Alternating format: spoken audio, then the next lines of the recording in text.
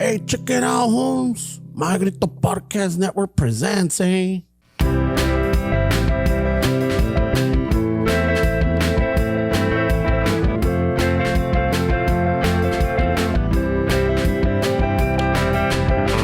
Chicano shuffle, tomando chelas, chingando tacos, having some fun.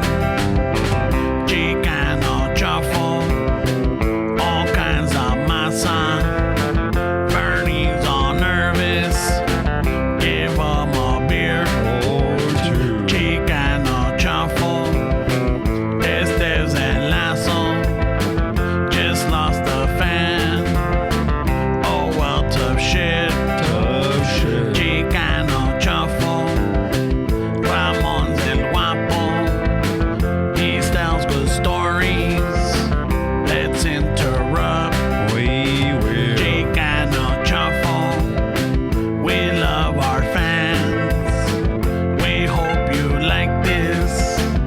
If not, oh well. Dale steps.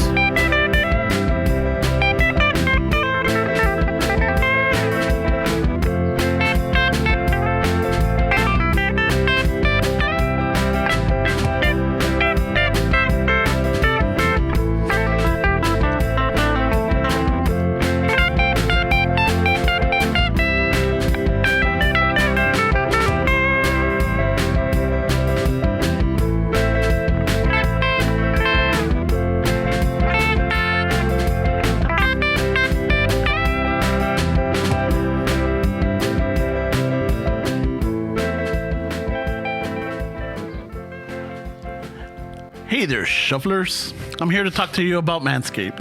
A ver, dime más. Are you tired of getting your pubes cut in the zipper? Low-key embarrassed of the comments around work that the compa leaving those warped and long pelos on the urinal? Your mata shedding is causing your plumbing to get clogged. Then why not get yourself the performance package?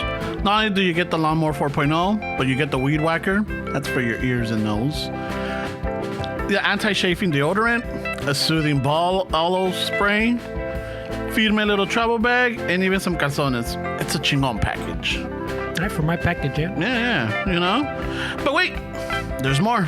Is your mascara getting out of control? You find yourself getting that wolf of the breakfast you had earlier, only to find out that you had some of it stuck in your beard? Then Manscaped has the answer for you.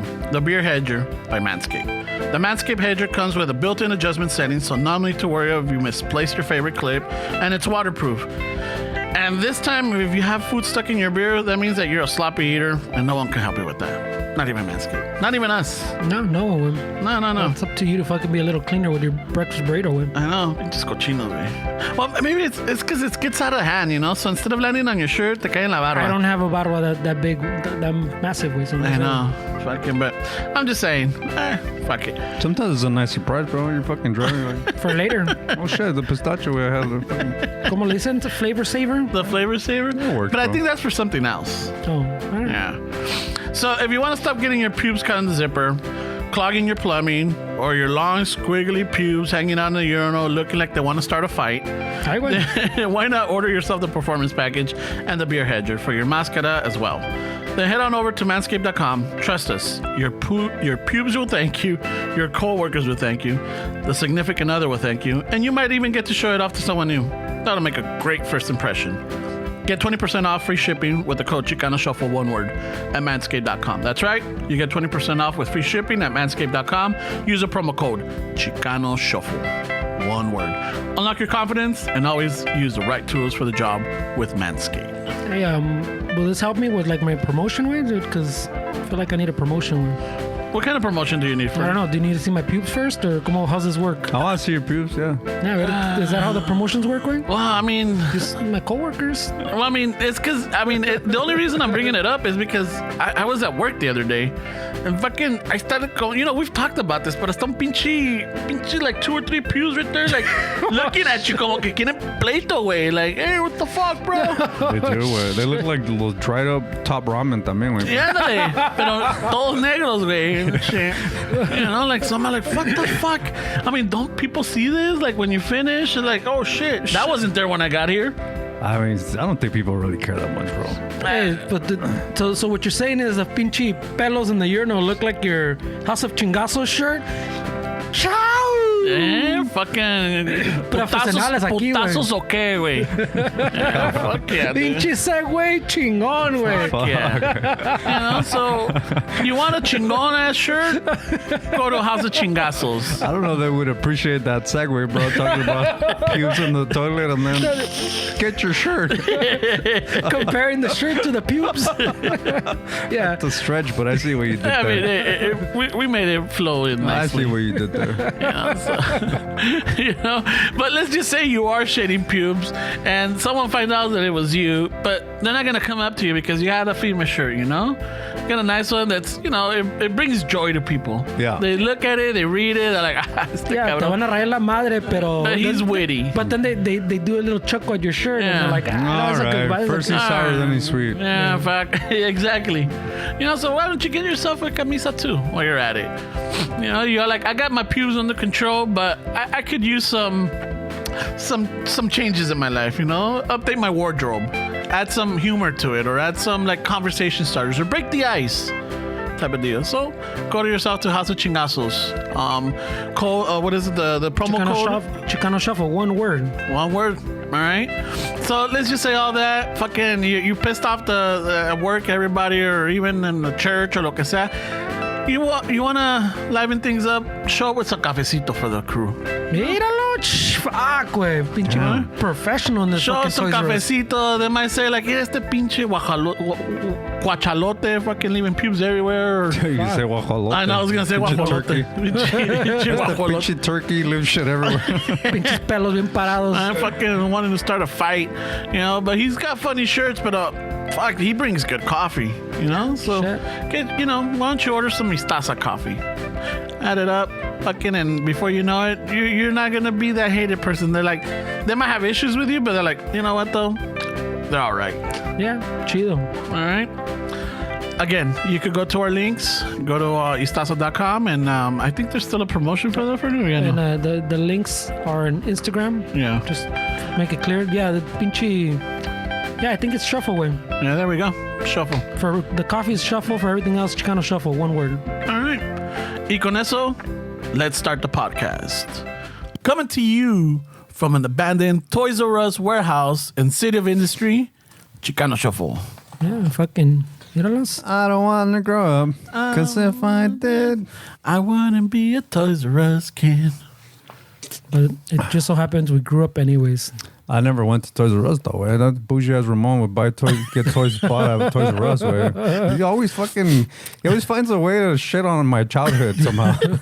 You were the one with the problem. Because anytime I bring something like, oh, must be nice. Well, dig. I was like, what the go to fuck? Toys R Us. You had insurance? We would go to Toys R Us. Oh, you went to the dentist? We would watch movies on cable. Like, fuck, bro. A lot of the stuff that I tell you is like, not that we had cable, but my neighbor had cable. Not that my parents, they might have stopped by once or twice, whatever, but when I would go, it was because either the neighbor would take us or the comadre from Santana would take us. You know, so that's how, you know, my sister and I got a little bit of this. Would they buy you toys or no? Or La nomás iban comadre would. presumirte La de- vecina, I think she might have bought once or twice, but not like it was all the time because she had her own kids. But that sucks, right? Te llevaba a ti so you can see her buy her kids some toys. Stuff, and you know, like that, you're like, ooh. And then pobre Don Chano y Doña Meche, you would come on, ¿por qué no me compra nada a mí? No, fucking. No más me llevan al dentista. ¿Por qué somos tan pobres? Yeah, no, but the thing is that Voy a ir if a mi cuarto. if she didn't buy us toys or anything, the good thing is that she would take us to McDonald's after. Dude, McDonald's.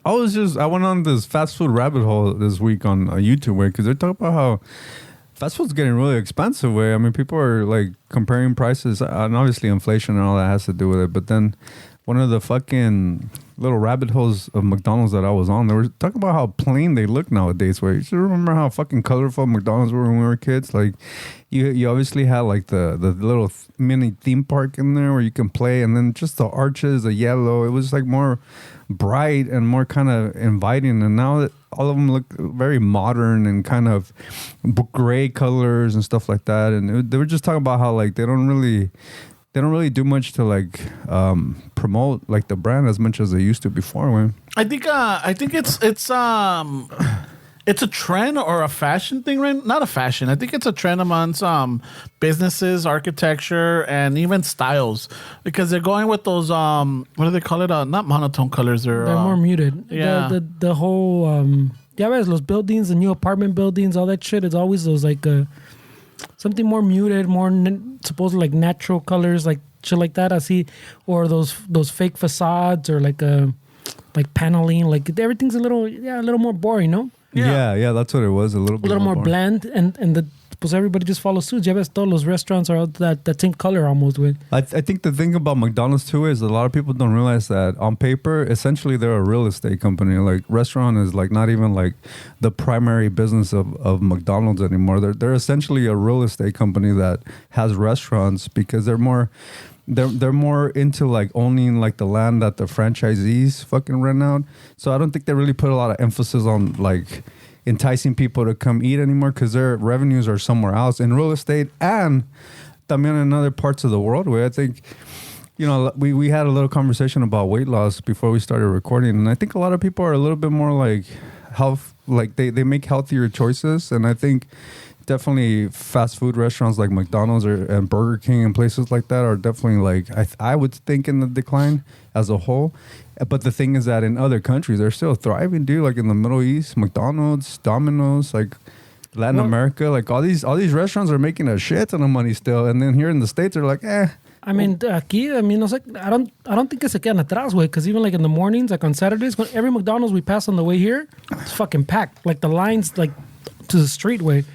So, and even like the one by the house, when I go, if you go around like the eating times, breakfast, like lunchtime, dinner time, it's fucking packed, way. Like the drive-through line, ta vergas, way. Is it? So I don't think they're losing money. They're losing money, yeah. Like on the restaurant side. Well, the revenues, as far as like as a whole, like the business is losing money every year, way. I mean, shit. Even if the one by your house is pat, that doesn't mean like as a corporation as a whole they're making money. There's certain pockets that they some of the franchise make money, but as far as like a company as a whole, they're not making as much as they used to, eh? And I think it's because people are a little bit more like, let's be honest though, where like McDonald's is McDonald's way. I mean, it's a fast food chain. You know what you're gonna expect, and I feel like a lot of people are kind of being more like, I don't want to eat McDonald's. Let me eat something else, and I think it's affecting like the way that they care about their business, because they're more into like other revenues than actually having you and I buy a burger from them. But I mean, I think también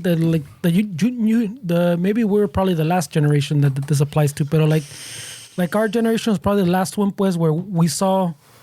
Like, we started going to McDonald's more and taking our kids more, like the younger generation también, porque we didn't go as kids, like McDonald's was like a luxury way. Like, si vas a McDonald's, you got a Happy Meal.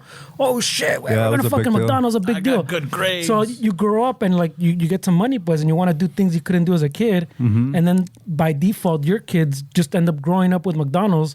And to them, it's not a big deal. And then you can have that change you're talking about where they're like, McDonald's is like whatever way. It's kind of shitty anyways type of thing. So I think it's a new generation. Pero the second point también is that a lot of companies are exactly what you're saying. Like, you think McDonald's is hamburgers, but like the corporate McDonald's is really the, like you're saying, like landowner, like real estate. Mm-hmm. También the airlines, you think fucking, they always complain, oh shit, we're fucking losing money, we need a bailout. Yeah, but what they don't tell you is fucking they're making a chingo. They're more of a bank than they're an airline way. They make their money with all the fucking cards and the fucking. You think, te están dando points just because? No way. They make the bulk of their money off the fucking the credit cards they give people way. Yeah. They're more bank now than their airlines, but then chillang, they're not making money on the airlines losing money. No. And then they get bailouts, but they're making money off the fucking cards and the partnerships with the fucking banks. They're more bank than their airline. People like this guy saying way, like McDonald's a corporate could care less about the burgers, I guess. Now, well, not care less, pero It's not a priority. it's not their pedo. Like the franchisee will worry about that, you know. And I would say that's upper management, maybe CEO, people in those kind of closed doors and meetings, them kind of reading the charts and say, hey guys, we're losing money. Let's get into something else. Well, let's start fucking buying land, and then franchise the restaurants. Well, fucking they'll rent from us, and so it's smart business way to be able to adapt, but I just think that like this guy is right, where like we see these companies and we're like, oh, they're hurting. Come on, dude, they're not fucking hurting. I mean, we shit on Toys R Us, or we were making fun of Toys R Us earlier. I mean, you could say that Amazon had to do with the demise of it or the fall, but a lot of it was inside fucking dumb business moves that they made. They made bad decisions, and it fucked up the business part. But were you telling me that, or we're talking about it, that they're opening up Toys R Us like in little Macy's or something? And in Macy's, they'll turn a corner or like a part of it into like a Toys R Us. Yeah, someone was telling me that they take their kid. También I was telling Ramon too, even like Starbucks, way que fucking, I mean, obviamente les va bien. Pinche Starbucks are always fucking packed, and most of them are company owned, except like the airport ones, shit like that. The only ones that they don't own are the ones like they would have no way to own it, like an airport where they won't just sell them the land type of shit. So they get like special like permission. Pero like I was telling Ramon not too long ago, like last year, I forgot how many fucking millions and millions they got, like pretty much as a company, like a bonus way of people that just never use their the gift card that on your physical one, or now everybody just uses the phone. Like you put money on it, or you buy a gift card for someone. That money in California, pues it's different. Like there's a couple states like California that money, that gift card is good forever. Way like you can show up with the like 10. If that thing's still around 10 years later, those $10 on your gift card, you can still go redeem it. Yeah. But a lot of states say, okay, fucking, if they're not redeemed within a couple years, the company just gets to fucking kind of keep that way. Last year what they could keep was like in the millions, like the tens of millions way that people didn't redeem. So that's money that we don't even think about. Oh shit, they're just making money, just fucking, that's just sitting in their way. And instead of fucking, pues decir, hey, ¿sabes qué? Pues right now we're having these fucking fights with unions and que no les pagamos enough. How about we dole out some bonuses or something to fucking callarlos, you know, like fucking make them a little happy. No way. No, they bought back, they use it to buy back stocks and fucking give CEOs and executive fucking bonuses way. That's crazy way. But like tens of millions of dollars when like gift card money and people didn't use it. I believe it. I didn't know that was the case, but I believe that how people wouldn't use those cards and just let them go to waste. I'm one of them. Yeah. So that's what I'm saying. What you think companies make money on doesn't, even Tesla way. Like Tesla was losing money forever. When they started making money is when they fucking I don't want to say gave up, but they went, ¿sabes qué? We're gonna sell our carbon credits. So all the offset that they're supposedly doing to save the planet, that's where when they started making money, when they started selling their carbon credits way. So essentially, they sell it to another factory so they can pollute more way. Not only that, but like people don't realize that like Tesla's companies like that are into like, you know, more kind of a sustainable kind of business model. They get a lot of fucking they get a lot of incentives from government. Tesla gets a shit ton of fucking money, dude, just to fucking have that business and say that it's for the environment. Dude, I mean, if we had the fucking resources, dude, I fucking definitely would want to get into some kind of business that has environment shit. Yeah, just to get the fucking government money, dude. Shit. That's it. Yeah, Shuffle's getting into the environment. Yeah, no, pues we're making solar panel hot dog fucking carts. So you can make the fucking hot dogs con tocino, right? Then we'll work into the taquero carts. It'll keep the fucking bacon at a proper temperature way, so you won't get any fucking porque chorro. Or lombrices in the brain. Oh shit! Holy shit! Yeah, bro. porque Musk talks shit about the government, but he doesn't tell you all the money he gets from them for the SpaceX. Oh, dude, he gets a shit ton of money. For SpaceX, for Tesla, for all his companies. He gets a lot of money, way. He gets a ridiculous amount of money, way, but he doesn't fucking tell you that part, way. Yeah. Te digo también, like he always talks about he started he says he started Tesla, way, but which he didn't. But like to help with climate change because we need to move. But now they make money on selling the carbon credits, which is what you're supposedly saving. You give to another company so you can put it out more way. It's business, so you're not upsetting anything. Yeah, these guys fucking know how to work the system, man, and that's the problem is with people like us, where it's like after this fucking thing, I gotta go pay my taxes, right? Because I gotta do my taxes. Oh yeah, next week. Well, Isn't it the 15th? Oh, yeah, they moved it up, right? 18th, I think. The 18th? Yeah. But the point is, like, people like us, way. I mean, we do what we can, way, and we try to do what we can and try to stay in the law, way. But I mean, it's just not knowing how to fucking work that system, way. That people like us, we're the ones that kind of keep this country going, way. I mean, yeah, you would argue that people like Elon and Bezos and these billionaires, they provide jobs for people. Sure, they do, but it's us, people like us at this level, that are fucking paying for all kind of shit. That, I mean, it's an injustice, way, to be honest with you. It's something that we have to fucking pay the taxes that we do, and not go for the things that maybe we think are more beneficial for the economy than what they're doing. I mean, dude, there's really no excuse why we have a homeless issue, where seeing how much resources cities get. I mean, I get it's not an easy task. I'm not saying that it could be changed from one day to another, but the fact that we're dealing with that way, it's pretty insane to me, dude, that this is how we treat our citizens, way. And nothing gets done. It's just kind of like, oh, just don't pay attention to it. What do you mean, dude? But now that the Olympics or all these fucking events are coming to LA, cleaning up camps. Nah. Oh yeah. Now they're fixing the roads. But people like us that maybe my mom feels like scared to walk because, you know, there's people fucking camped out.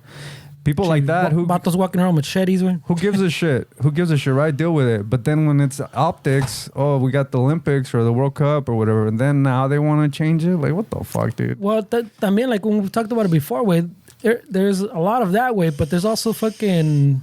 Fuck, I always forget the name for these vatos. The NIMBYs, right? Oh, NIMBY down in my backyard. No, everybody wants to fix it, but no one wants to fix it in their neighborhood. Way, like take it over there. Yeah. Yeah. They need to be housed. Oh, but no, you're not building that shit here. That. Oh, you're not converting this here. Not No. in my backyard. Hey, you know what? There's one in fucking Bell Gardens. You should go take them to Bell Gardens.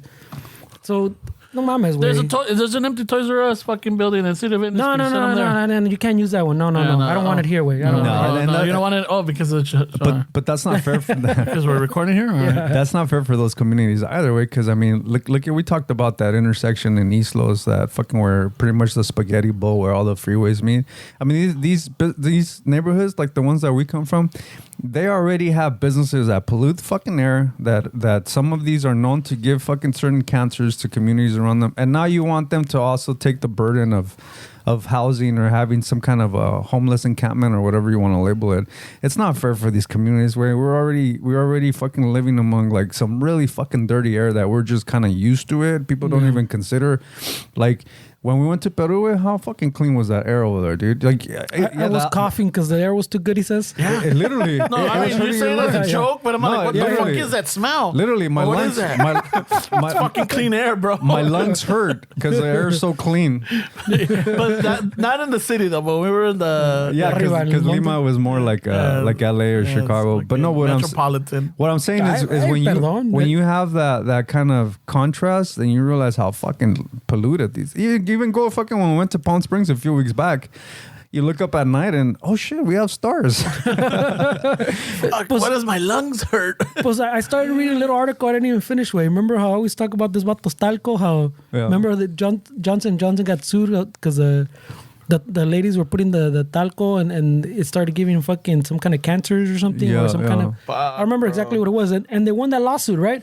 But I was reading the little article. Okay, I guess these vatos, when they saw this coming, created like a little subsidiary, like little branch company in Texas.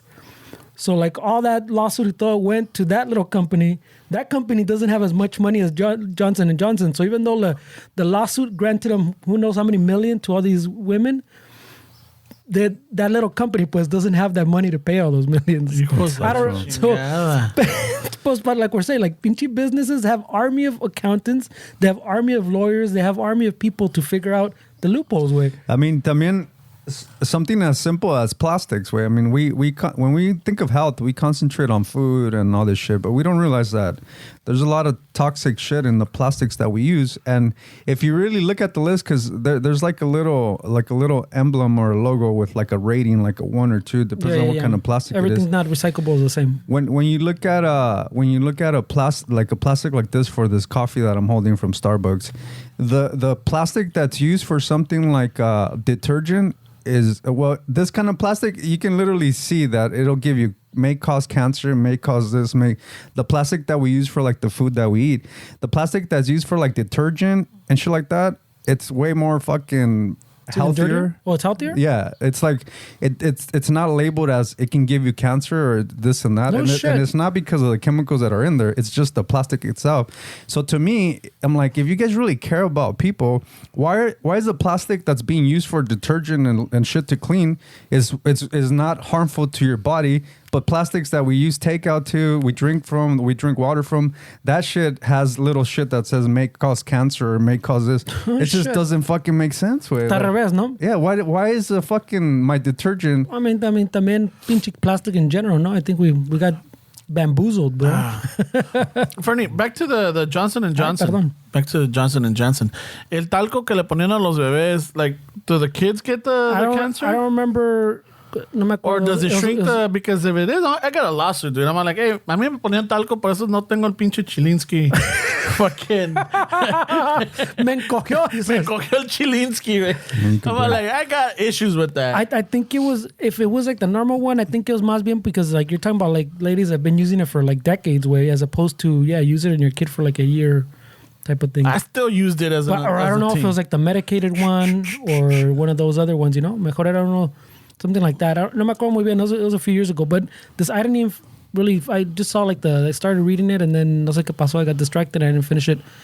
Pero I was something else. It was that the gist pues was that those vatos knew what was coming, set up a fucking separate little like subsidiary in Texas to fucking take the brunt of it pretty much.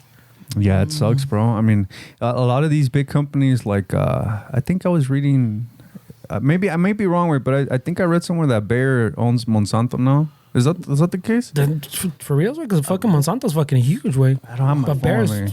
Can you guys check? I don't want to fucking say shit that's not true. But my point with this rant is that a lot of, I would say, smart, and I don't mean to compliment them, but as far as a business, they'll sell you the product that causes certain things, and they also own The whatever's gonna the solution to supposedly that. help you for, and that's a crazy fucking business to be where you fucking. Where you cause somebody actual harm, and then you also own the company that's supposed to handle the care of that shit, man. So it's these companies are fucking shady as fuck, bro. That's why when the whole COVID thing happened, where I get it, where it was chaos and this and that, but man, I don't trust fucking Pfizer and these places because historically they never showed that they were for the people. Way so. There was a certain hesitation with the vaccine for me because of that. Because like, wait, am I gonna trust them now? But sometimes you get put in these situations where like, fuck, where we depend on these fucking places and these corporations to have ethics and do the right thing. Yeah, because 90% of the corn that we eat is owned by Monsanto. Well, but Monsanto does some shady ass shit. Well, I mean, you long time ago, pues I read a lot of articles. I went down that little rabbit hole, but someone could probably tell us better. But by the way, Bayer bought them in 2018. Way. Okay, like that's fucking shady, bro. And they reformed them in 2000, so they Bayer, integrate them. B-E-H-R? Bayer, like the ones that make your fucking Bayer, the medication. Advil and shit. Bayer. Oh, Bayer. Bayer. Oh, I thought it was Like Bayer. I think they make Advil, no? Or Like They los de la make a pintura. lot of fucking medication. yeah. man. So, but I'm saying like the Monsanto's, they had the whole cycle. Like, yeah, if you buy our seed though, you have to use our fertilizer. You have to use our fucking this chemical. Like you had to pretty much sign up for like the whole package, pues. Like you couldn't just buy this seed way, or they fucking te daban like something was. I might be fucking confusing shit, but te daban like okay, they tell you like this fertilizer, this chemical for your thing, and somehow it turned out that would turn your like soil pretty much. It would be Useless. useless Yeah. except for their seed. No, yeah, it's just the way that they engineered the seed. It's Yeah. like it's that seed's not meant to give more. It's meant for like a one-time thing. Yeah. So they fucked farmers because a lot of farmers went out of business because of that, because they weren't allowed to use the seed that's actually has. It's almost like you're leasing the seed, no? You're leasing the seed, and then with that whole Roundup shit, all that stuff that's supposed to like kill the pesticides and all that. I mean, you could read it. Fucking doesn't take a long Google search to see how cancerous those fucking sprays are. So I don't know. I just think like why would a company like Bayer want to own Monsanto? Way like you could say, hey, they want to diversify their portfolio, right? Quote unquote. Yeah. Nah, But- there's a tranza behind there. Oh, somewhere. dude, That's come what he's on, saying. bro. That's what They're gonna sell you the solution, bro. Yeah. No, you're getting headaches, way. So Well, no, you got cancer. Hey, Bayer has a fucking Yeah, a treatment for we that. got you, bro. yeah. And that's a sign of a quote unquote smart company, way. Even though I hate to give them credit, way, but I mean, wait, it's genius, way. Ese elote is giving you a headache, way. We got a little pill spray here for headaches. But not only is that elote, it's also like that's what the cows eat. So then it starts getting into your meats, way. I mean, it's just that's why sometimes, way, it's just like, way, just live life, bro. Like try to do the best you can, way. Just try to fucking make smart choices. Be aware of what you're doing, but. To be honest, bro, it's just kind of hard to get away from shit these days, way. Because it's everywhere, bro. It's in our plastics, it's in our meat, it's in our fucking vegetables. It's in our air. It's in our air, way. Like, Fuck. I'm like, fuck. I mean, I got used to the city air, but yeah, when you go to nature, it's like, fuck, what is that? it's okay. I don't know if you guys noticed, but LA, I mean, you don't really see that much smog anymore like you used No. to before. Oh, no. I mean, they were able to clean some of it off. And I know cars are getting cleaner as they're making them. Just imagine someone that might have gone in a coma, fucking mid 80s. Right And they're away. just waking up right now, like, what the fuck? Montoy. Like, fuck, like, they don't have smog warnings anymore? That would be a good comedy, way. Some dude wakes up from a coma. I feel like and I've then- seen this movie, though. And then he's really offensive on any little thing. Yeah. It's offensive. Like he goes to a fucking rally and he sees Black Lives Matter. He's like, all lives matter. Oh, and they're like, whoa, what the fuck? This racist. And then it's like a Larry David type dude that everywhere he goes he offends people. Oh, hey, you're a beautiful lady. Oh, I'm not a female. Wait, what? Hey, you're pretty gorgeous right there. Like, hey, that's offensive. Well, I'm complimenting you. No, you're not. I find it offensive. He still whistles at women. Catcalling. Yo, hola, chiquita, but it's got to be a pinche, like a Spanglish fucking. It's gotta be a don. Yeah, like a old type of deal. It'll Yeah. fucking hit. You know, like they got in their coma like in their like early 20s. That would be a funny ass movie. Now they're dude. like about 50, 60. He's throwing out kinds of words you don't use anymore. Way. yeah. All kinds of offensive I shit. wish I could say it right now, just for the sake of it, but no. eh. What? Say what? Like a lot of the terms that we grew up with. you Like know? art tart? El pinche. There was someone because I saw it yesterday too. Someone posted there's a little Modern Family little clip where they're in a restaurant and like their conversation every time. Like they're having a conversation, like for example, one part like the, ¿cómo se llama? The Jay pinche, Pritchard? no, the fucking lady, pinche la que estaba guapona, güey. Oh, la esta Sofía Sofía Vergara. Yeah, so she's telling remember that they adopted, I think she's like a little, I don't know if she's Filipino or Asian. Asian. The daughter, little daughter. And he's just going to tell her that I think they took her to eat ¿cómo se dice? Pho? Is it pho? Pho. So like, they're like, hey, oh, she's Vietnamese. So they're like, yeah, this is from your country. You need to like get your culture right. Blah, blah, blah. And then that señora's like, yeah, I think all of everybody should return like to get some culture from the country, like take a vacation once a year type of thing. Yeah, as soon as que va pasando like a group of people leaving the restaurant, the other guy's like, yeah, I think all these people should go back to their countries. Like, but that conversation, Yeah. every time someone passes, they say something offensive Yeah. that's out of context. That's hilarious, bro. Yeah, stuff like that. Y todos se That's le quedan hilarious. viendo. And like, they're like, why do they keep looking at us? That's hilarious, bro. Yeah. It would be a funny movie. Wait. Or movie or series. We could make a series out of Let's- it. we don't wanna stretch let's it, make man. a pilot. Wait, let's fucking let's film it and then we'll sell it. Yeah, okay. Era típico mecánico with the fucking las viejas encueradas in the background y que catcalling. Okay, it's a typical mecánico and he was doing a transmission job and it landed on him Oh, and yeah. he fucking got into a coma. So his story, when he talks about his coma, he's gonna say that a tranny landed on top of him. I tried to put him in the hospital. That's good. Wait. Sold. Whoa. Oh yeah, it was a big ass tranny too. That shit was Yeah, heavy. dude. Whoa. Pinche doble rodada, güey. Oh, shit, wait. Dude, that would be hilarious, Oh, bro. shit. Ah, shit, we're saying all our secrets right here, bro. Patent pending, Patent cabrón. pending. Yeah, seriously. So Patent imagine pending. he's just trying to tell people his story, güey. but he says a tranny landed on me. I got suffocated by a tranny. And he's like, I knew I shouldn't have laid under that fucking bitch. Me dejó todo desviolado. I almost lost my legs to a tranny. I knew I couldn't trust that bitch. And he's walking home like, why are people so offended that a transmission fell on me? And then he's like, and I lost my dikes.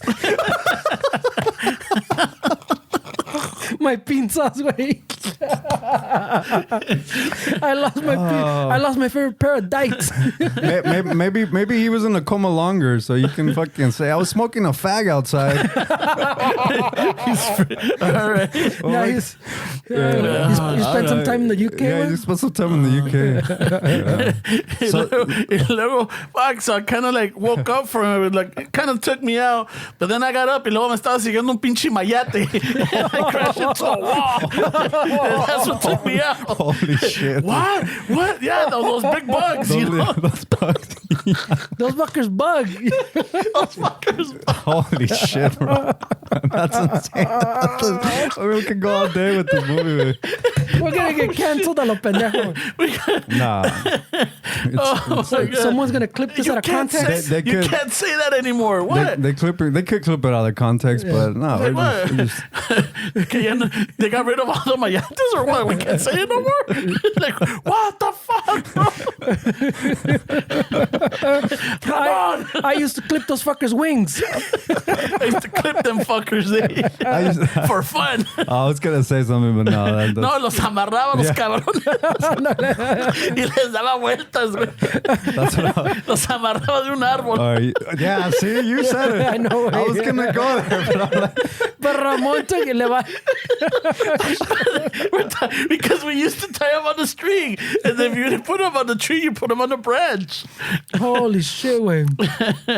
Yeah, Holy shit, no, bro. you know what? This show's gonna get canceled fast. The show just got canceled. holy shit. on the elevator pitch. No one's gonna want to take on this show. Yeah. There goes that I dream. think we could sell it, bro. I think we could tastefully do it. We just gotta bring it down. We gotta make it All more Comedy Network. Yeah. Or what's one of those that'll probably pick it up? It'll be funny, way. Come on.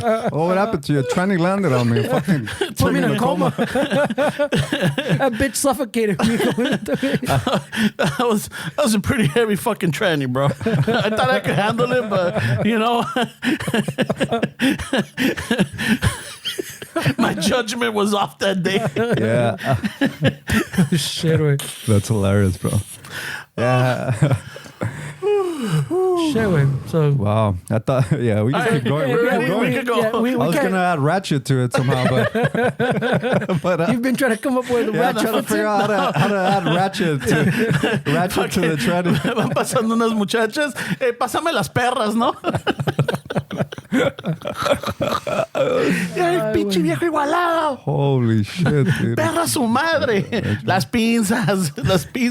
Because, I mean, dude, he could offend everybody pretty much, right? Is this character? This dude could just go over to the store and fucking people are upset. Fucker, he finds So yeah, we're not gonna top that way. Let's wrap it up. yeah, plus, we have officially peaked. We picked with that story, We bro. peaked too Yeah. early, bro. What would be his name? Come on, let's think of it. Justino. Ay, Justino? güey, Justino. No. I don't know about that one. Justino, no. What would it- Justino. Justino. Yeah, because I'm like, Menos. when when he wakes up, oh, Mr. Justino is woken, you know? Justino's fucking no. No. There's got to be a better one, güey. Fucking, ¿cómo le ponemos? Like something. What is one of those names where I saw this thing on it was about like the black community where they had a little thing on YouTube where it was like names that aren't being used anymore, and they had names like Earl, like just like old school names what's like a Latino one that's not being No, but it should be pinche one of those vatos albures, güey. That way when you say it. Elber. No. what's like a old like Well, remember los nombres de calendario. Like you had Cabrón. Justino, you had Ay, güey. Junio, shit like that. yeah, like so the name de calendario was like depending on the day you were born, they would give you the name of that saint or that fucking No shit. religious So there's a saint for literally every day? yeah. Holy They shit. said, How many saints are there? yeah, y Fuck. luego, nombre de pila, but I think that was when you were baptized. They give you a Whoa, different nombre name. de pila. Hold Yeah. on. What What do is you mean that? pila? I What know, La what is pila that? is like a fountain. Oh, okay. Oh, pila. Yeah, Oh, la pila. Oh, The okay, fountain. okay, that makes sense. Not Energizer or I know, I was like, fucking- Ever Ready. But They named me Duracell. wasn't pila also used for like the reservoir, like where you had water? El Pozo? I Oh, No, remember it's también like la a pila, reservoir, yeah. like a la pila. That like makes we sense. used to go have. My grandma had a pila, and it was like a door that you open up, and it was Yeah. full of water. It's a well, yeah, un pozo, la pila, yeah, también. So they would name you after a fountain? Is what you're saying? No, they say nombre de pila because that's where, like, when you got baptized, that was the name for your baptismal name. So you had your name, Okay, de familia, then or you would have a calendar name or nombre de pila. Oh, now I can shit. see why it adds up. Maria Jose de Yeah. Josefina and all that. Yeah. That's why they have all those names. Oh shit. You know, because you had you had pues que tu papá te quería llamar como su papá de él, so te ponía Pancracio, you know. Jeez. The mom wanted to name you after her dad, so te ponía Eugenio. Oh, Fucking, and then And you then had you were the born in June. Yeah, and then you were Santo Atanasio. You know, and then you were fucking, when you got baptized, Eulides. You know, so you have all these fucking names. And then te vienes para los Estados Unidos, and then your fucking last name changes. Yeah. Because aquí eso es al revés. I guess it's al revés, yeah. Ya no eres pinche Rodriguez. Now you're Rogers. Well, all of a sudden the female's last name, remember? Because you put the male the male last name first, and Yeah. then the female, and then so now they aquí. Nah, not to sound fucking like Tabato from our show, pero now the woman's last name takes over, no? Like when you put it on your papeles aquí. Oh, okay. I see So what you're saying. like for the longest time, like fucking, like my grandma's last name is what my grandpa went by here way, and he was always like, no, pues no soy, sí soy, pero no soy, because you know, like in Mexico their name goes first way. Yeah. Y aquí te cuentan your last name is the last one on the thing. Yeah, that's true. Which would have been your And mom's right here, maiden name. I think now you just get your dad's last name. You don't get the mom's last name, do you? Yeah, I think so. Yeah, so That's I still have like I think my birth certificate has my dad's last name and my mom's last name. on it. Really? I think so. No Yeah. shit. I mean, yeah, you can put it, but I'm saying el que te cuentan as your last name aquí is the last one, which typically would have been your mom's maiden name. Pues. Dude, my mom's Peña, and then Oh shit, acá también somos peñas, güey. Yeah, Yeah. shit, we're related sin querer, güey. her my grandma, her mom is Canchola, way. Oh shit. I was like, what the fuck? That's an Canchola? albur right there. No, but that's really their last name, Canchola. Hey, fucking allá en la Peña Canchola, güey. Ay, fuck. No sabía que era así. Holy shit, bro. That's hilarious, man. I remember as a kid. Herbert Peña Canchola, güey. Fuck it, that's a sexual move right there, bro. Canchola. Holy shit, dude, that's crazy. Ya se levantó el señor Canchola. Oh, ya se levantó el Canchola. Ah, cabrón. Se levantó canchueco el güey. Yeah, some of those names are crazy, bro. They get a little crazy. I remember as a kid, I saw like, for some reason, you know, Oprah, fucking, you watch Oprah sometimes. We didn't have cable like Ramon, so Oprah was entertainment. I remember, maybe I could be wrong with, but I remember one time a little black girl on Oprah came out and she had like 1,000 names, way. They 1,000 names? They named her like 1,000 names, something crazy like that. And so she was on Oprah reciting all her fucking names. And I What was the like, fuck? why, way? That shit makes it a little complicated, So bro. you can get to Oprah, bro. Yeah, that's true. Yeah, but it was like she was reciting her whole fucking name, way, and it was fucking long as fuck, way. One of the I guess funniest but most uncommon name or last name that I knew a guy back in my 20s. His last name was Santoyo. Santoyo? Yeah, so we used to clown him a lot. Santo Hoyo. Yeah, ese pinche hoyo no tiene nada de santo. Wow, man. There's a compa right here that listens. He knows what I'm talking about. Oh, shit. But at some point, yeah, it's like that was his last name, and we would, whenever they said his last name or they called him out, like we would just chuckle, like, yeah, right. Ese pinche santo, ese hoyo no tiene nada de santo. Güey. But is it? I mean, I don't know the exact history of like last names, but some of it was also based on what the family did as a trades, right? Yeah. Like a Smith or whatever. Like a Yeah. Oh, so like way back in the day. No? Yeah, right? Yeah. Like mine, I think it's Archers. Oh, really? Yeah, my last name is has to do with archers because and I guess it goes through your profession, right? So ballesta is a crossbow. Oh shit, I didn't know that. Yeah, so it's a crossbow. So ahí van los ballesteros, los de las ballestas. Oh, shit, you guys were deadly, bro. Yeah, so shit, what we're happened? fucking- I know what happened. You're falling, bro. What happened You're to your falling out, heritage? Hey, donde pongo el ojo, What happened to your heritage, bro? pongo la flecha, güey. Aquí se terminó, dice Ramon. Our fucking heritage ends here. Didn't I fucking knock out a can with a slingshot once? You did, That's yeah. true. And one shot también. Yeah. Yeah, pinche, por eso te digo. It's It's still in his blood. He just Still in his still in his blood. fights it. He just doesn't use it. yeah. I don't know what to shoot at, bro. You're in the wrong business, bro. I know, right? You Fucking, gotta start so- shooting. So yeah, so that's our. So we're. I guess our. If I was to change my last name, I would change it to Archer, like in English. Like I would be an Archer. Ramon Archer. I know. Raymond Archer. Raymond Archer. Raymond Archer. Nah, wait, Archer sounds a little crazy, bro. Fuck Yeah, it. but that's what he says it would be. Yeah, I mean, if anything, yeah, it would. I don't think it translates directly, but it has a connection to it. Yeah. You know, so yeah. I don't know. I'm on the other side of this fucking argument way because they used to shit on my last name all the time. Es que eres rey, güey. So my last name is Reynaga, Reynaga. So people would always say Reynalga. Pues eres el rey de la nalga, güey. That's what I was after a while. I'm like, oh, okay, so that's a compliment, bro. Are you trying to shit on me? Because I'm king of the ass, bro. That's why. Any ass that comes around, Wow. I'm a knight it. I'll conquer that Wow, yo lo conquisto. Conquista. Sí, es Con queso iba a poner Con este, queso, shit. güey. ¿Tienes hambre, Con queso. cabrón? Creo que sí, güey. Porque Con queso. I've been staring at the burrito over there, güey. Quedó todo con queso, güey. Look at No, me. con queso. Sí me Damn, bro, what casé. happened to your energy, güey? All of a sudden, I know. Yeah, güey. It's because I'm still Hey, thinking wait. about the Much laughing? fucking fountain shit, güey. Enchúfalo, güey. Give him some That's because charge. I'm telling you, we peaked with the other one, güey. Enchufa, güey, or- We ¿Te suena peaked. All of a enchufado? sudden, we're talking about fucking names in Mexico. Yeah, but We I mean, peaked, we but I mean, peaked. think about it. It makes sense checked why out. there's so many. You know, there's so many names, and that was one of those running jokes that I remember seeing, like in Married with Children, or any that they had a Latino or a Hispanic Like 6 names. or some person. shit. Yeah, Maria de la Cruz de Santorio, blah blah blah blah blah blah blah. Do they still do that, or is it offensive now? I don't know. I mean, I think everything's offensive now. Yeah, that's true. So some people that's why I don't think our pilot would fly.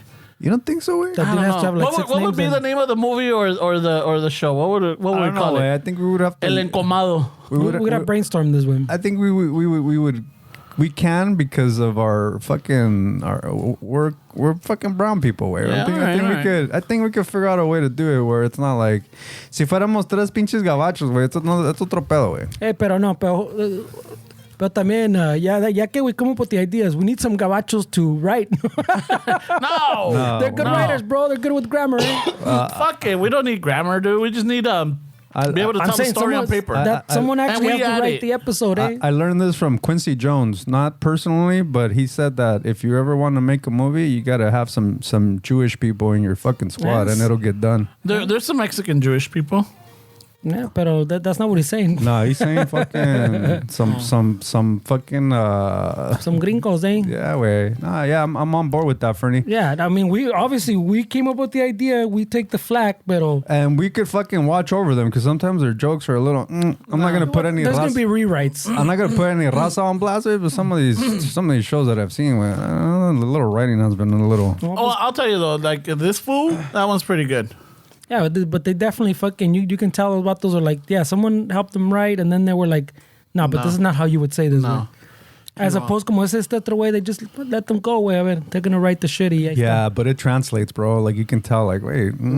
And like one of those for me is like the Blood In, Blood Out. They're like, yeah, no, raza wrote that. Yeah, You know? I mean, people love it, bro. I know. It's just, I don't know. Maybe people love it because there wasn't really much. Wait, was there was just the anniversary? Is that why that I think that's what it was? No, it was all over the fucking feed on Instagram I too. think so.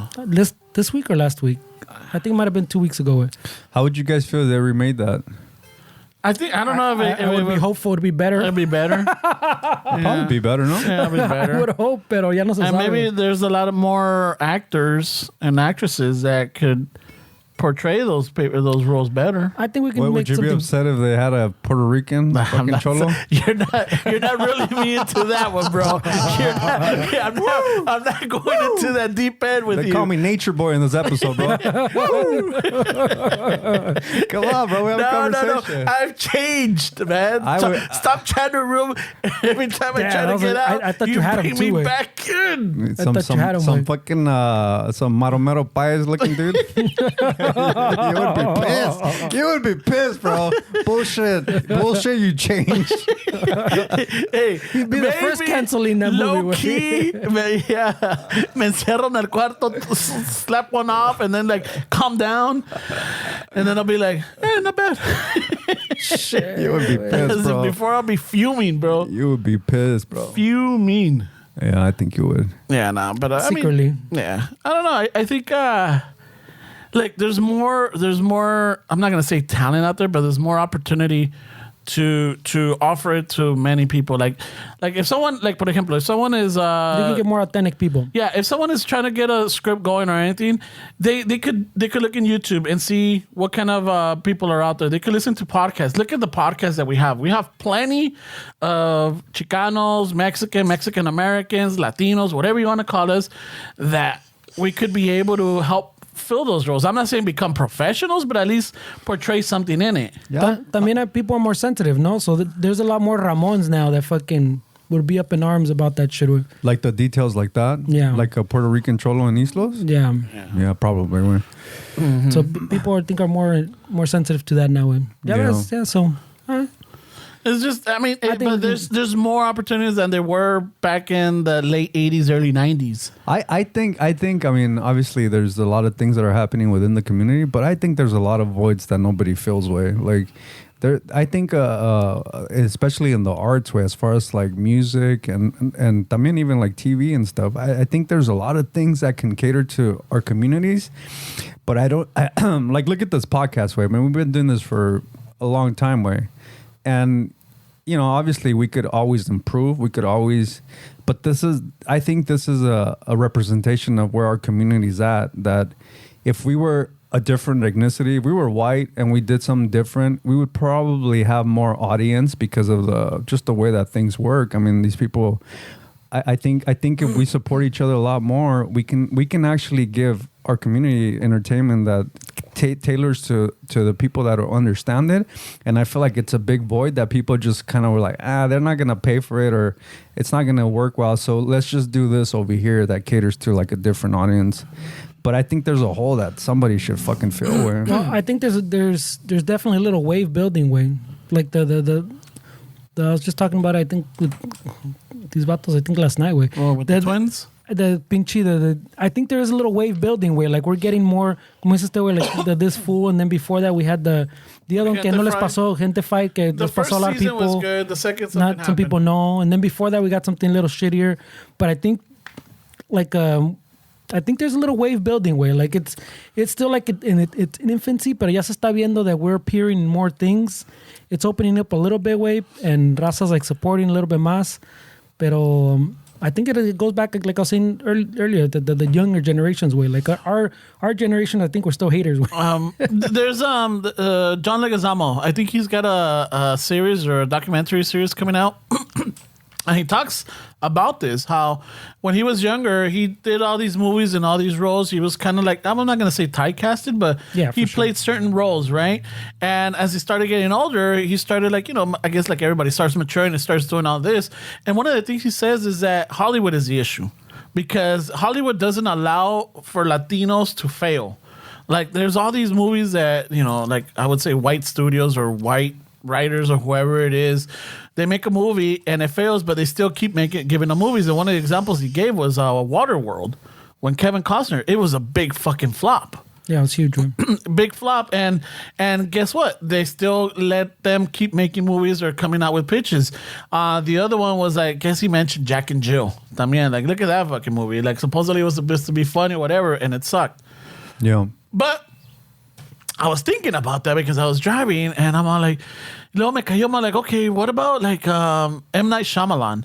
He had maybe 2-3 good movies, but the rest kept flopping, and they still kept letting them make movies. I'm like, so I don't think that falls into that. It's just, I mean, we definitely need to have more room to make things happen, because not everything's gonna be a banger. Not everything's gonna be an instant hit. No, but they of course gotta not. give us that room to like improve To from. find- But you know what? This is. I mean, and then like Fernando said, I can agree with that we're starting to catch momentum. But what this community that we're in needs is they need for somebody to be like, okay, we're gonna make this. We'll start an A24 type company. We'll start a fucking this. We'll start that, and we can actually. If the thing about our community is that if we're not giving the opportunity, a lot of the times we just kind of say that the business and this. It's a lack of initiative that's saying, if this is what is needed, then I'm gonna do this. But we need to open up our own doors, right? I mean, there has to be a point where like we have to realize that the Latino community is a huge fucking market. That obviously studios that are ran by white people, and I would say even black people that aren't in the community, they don't understand what the community needs. It has to be from within. It has to be somebody kind of saying, you know what, let's just take that risk. Like let's think big. Let's fucking open a fucking a network or a production company or whatever, and we'll fucking do it. And you're gonna flop way, but I don't think it's like a typecasting just because you're a Latino way. I think all actors go through that. I was hearing Matthew McConaughey in a podcast this week, and he was talking about how he was a romantic comedy guy, and he hated that shit because that's all that he was getting. And he said he took like a year off, and he was just any offer that he got from romantic comedies, he was not taking them. And then he said that after a while, then they're like, okay, he's saying no to $14 million movies. Like, what's up with Matthew? Like, there's something that he's up to.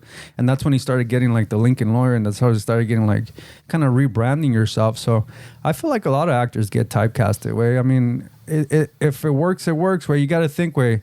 Movies are a huge fucking business way, and people aren't gonna take risks that much way for you to try something new because you're going through this fucking spiritual awakening, or you're going through this transition of your career. You want something new. Yeah, no. What works is what you did here, so that's what we want. This is the formula. Yeah, it's a lot of money, way, and I get it. Like, how are you gonna fucking risk money because somebody wants to try something new, way?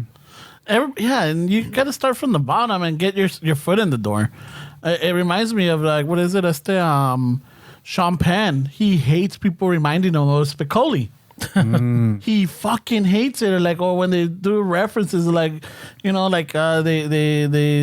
they repeat quotes or whatever, and he can't stand it. But then I start thinking, that's what got you in the door. Yeah. That's what got you in there. And like, no matter how bad it was, you got in there. I mean, I understand both perspectives though, because then people are gonna judge you based on that character's lens and not the actual actor. Like, you get typecasted and you're that dude. No matter what you do, you're still that dude, right? Yeah. I mean, that's a sign of a good actor or actress, because sometimes we watch movies or shows with my girl and she's like, I fucking hate that, or I hate that person. Yeah. And I'm like, that's a good actress or actor. Like, you hate a person that's fictitious. That means that they're incredibly good at their job. Yeah, they're doing their job. I dislike them even without their character, man. Yeah. There's something I can't fucking stand them just for whatever reason. Wow, talk about hater, bro. I know, I said dislike.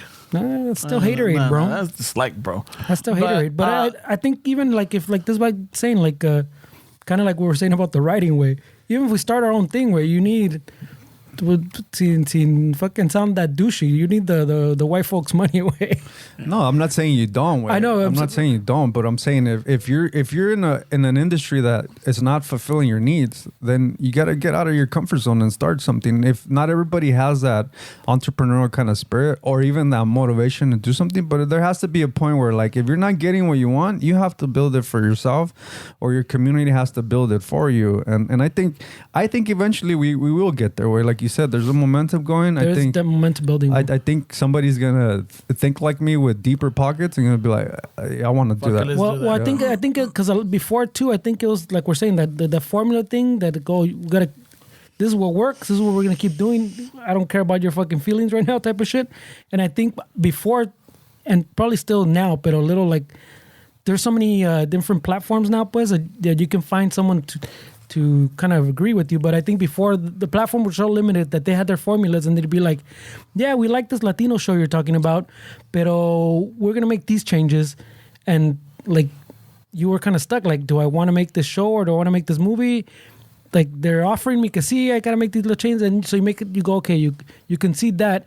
And then ya estás in the middle of it, way. We can start filming. And they go, hey, ¿sabes qué? What if we change one other thing acá, way? We think it'd be funnier if like this. Yeah, see that snowball. And you as the, sometimes we have that thing, especially when you grow up a little more pobre or something, that you're like, wow, this el dinero, way. And I don't want to lose this opportunity. Yeah. Or como es este way, I don't want to lose my foot in the door. Yeah. And you use those little things to reason to say, okay, well, I'm going to give them this. And then we got all that shitty stuff we're talking about, like those fucking unauthentic shit.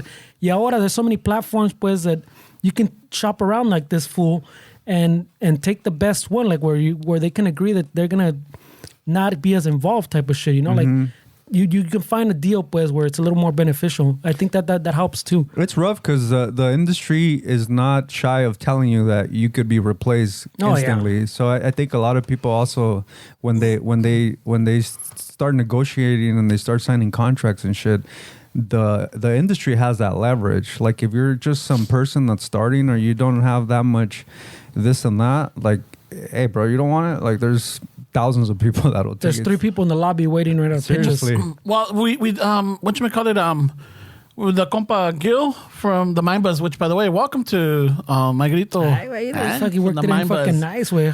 He just interviewed, and I was trying to catch it. I'm trying to catch up to it. I think he interviewed the dude from Chicano Hollywood. It's called se llama Johnny Murillo, and I think they talk about this because this guy is actually trying to get the Chicanos or into the industry. He's this person. I seen his post that he usually puts out casting calls. We're looking for this, we're looking for that, blah blah blah. We're looking for this age range to that age range, or we're looking for someone to play this role or someone to play that role. So he's always putting out there casting. So I think in a way como te digo, we're in a good time right now where there's a little momentum building, kind of like we're saying. Because I felt the momentum growing. I mean, in the 90s, remember, we had fucking American Me. Hold on. We had American Me and then Blood In, Blood Out. But then we also had Stand and Deliver.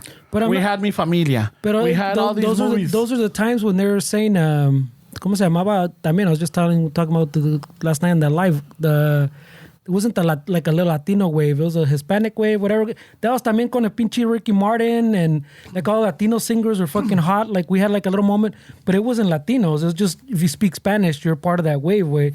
And so they try to cash in with all these movies like you're talking about way. Like we can make some money off it. And then we got movies that were all right way. Like in retrospect, they're but we got some good ones too, way. Yeah. But you know what, bro? That's the part of like growing. The trajectory of a good career is, the thing that the white communities and even in black communities, I would say, like they have a history of like being in the arts, so they already did those shitty. I mean, there's still shitty movies that are made. I'm not saying that every movie's great, but we're not there yet. We have to still make a bunch of shitty fucking content in order for this community to grow and to be more mature and to know what works and know what doesn't. Right? I mean, the unfortunate thing is that, it's like when I started playing guitar, I mean, I sounded like shit way. So you can't expect for somebody that's just making a movie or some kind of art to be fucking a banger all the time. You have to go through those moments where shit doesn't work, you're failing, your fucking movie didn't do shit, and that's what eventually is going to make you grow as a person, way. But I don't know, way. I mean, I think like Ramon is saying, I've been thinking about this for a long time. Like it's a really good time to be alive right now, way. Like, there's a lot of options. Pero también we interviewed that one girl. Remember también que that también cast from the homies from the streets to the sets. SWAT or whatever. Yeah, I can't remember her name. Sorry, pero también remember. Pero ella también how she was talking about how she has to keep the homies in check, way, and like keep them like on a tight. I don't want to say tight leash, but it sounds douchey. Pero like you gotta remember because she was saying like they fucking. Es así, I wouldn't make it there. She's like, I tell them, hey, bro, they want us there at 7 a.m. You're going to be here at fucking 6:30. If you're not here at 6:30, you're late. Don't show up. Yeah.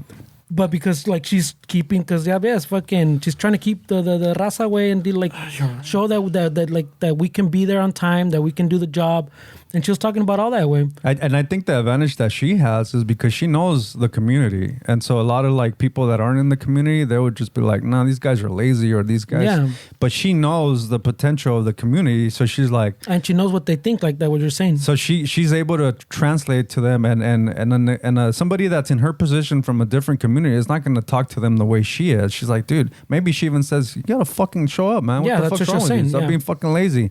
And she knows how to talk to the people. So I think she definitely has an advantage, and that's why I remember that conversation, and I think she was having a lot of success the years ago that we talked to her. So now she does, from the post that I've seen in her little feed when I see something, is they do that show SWAT.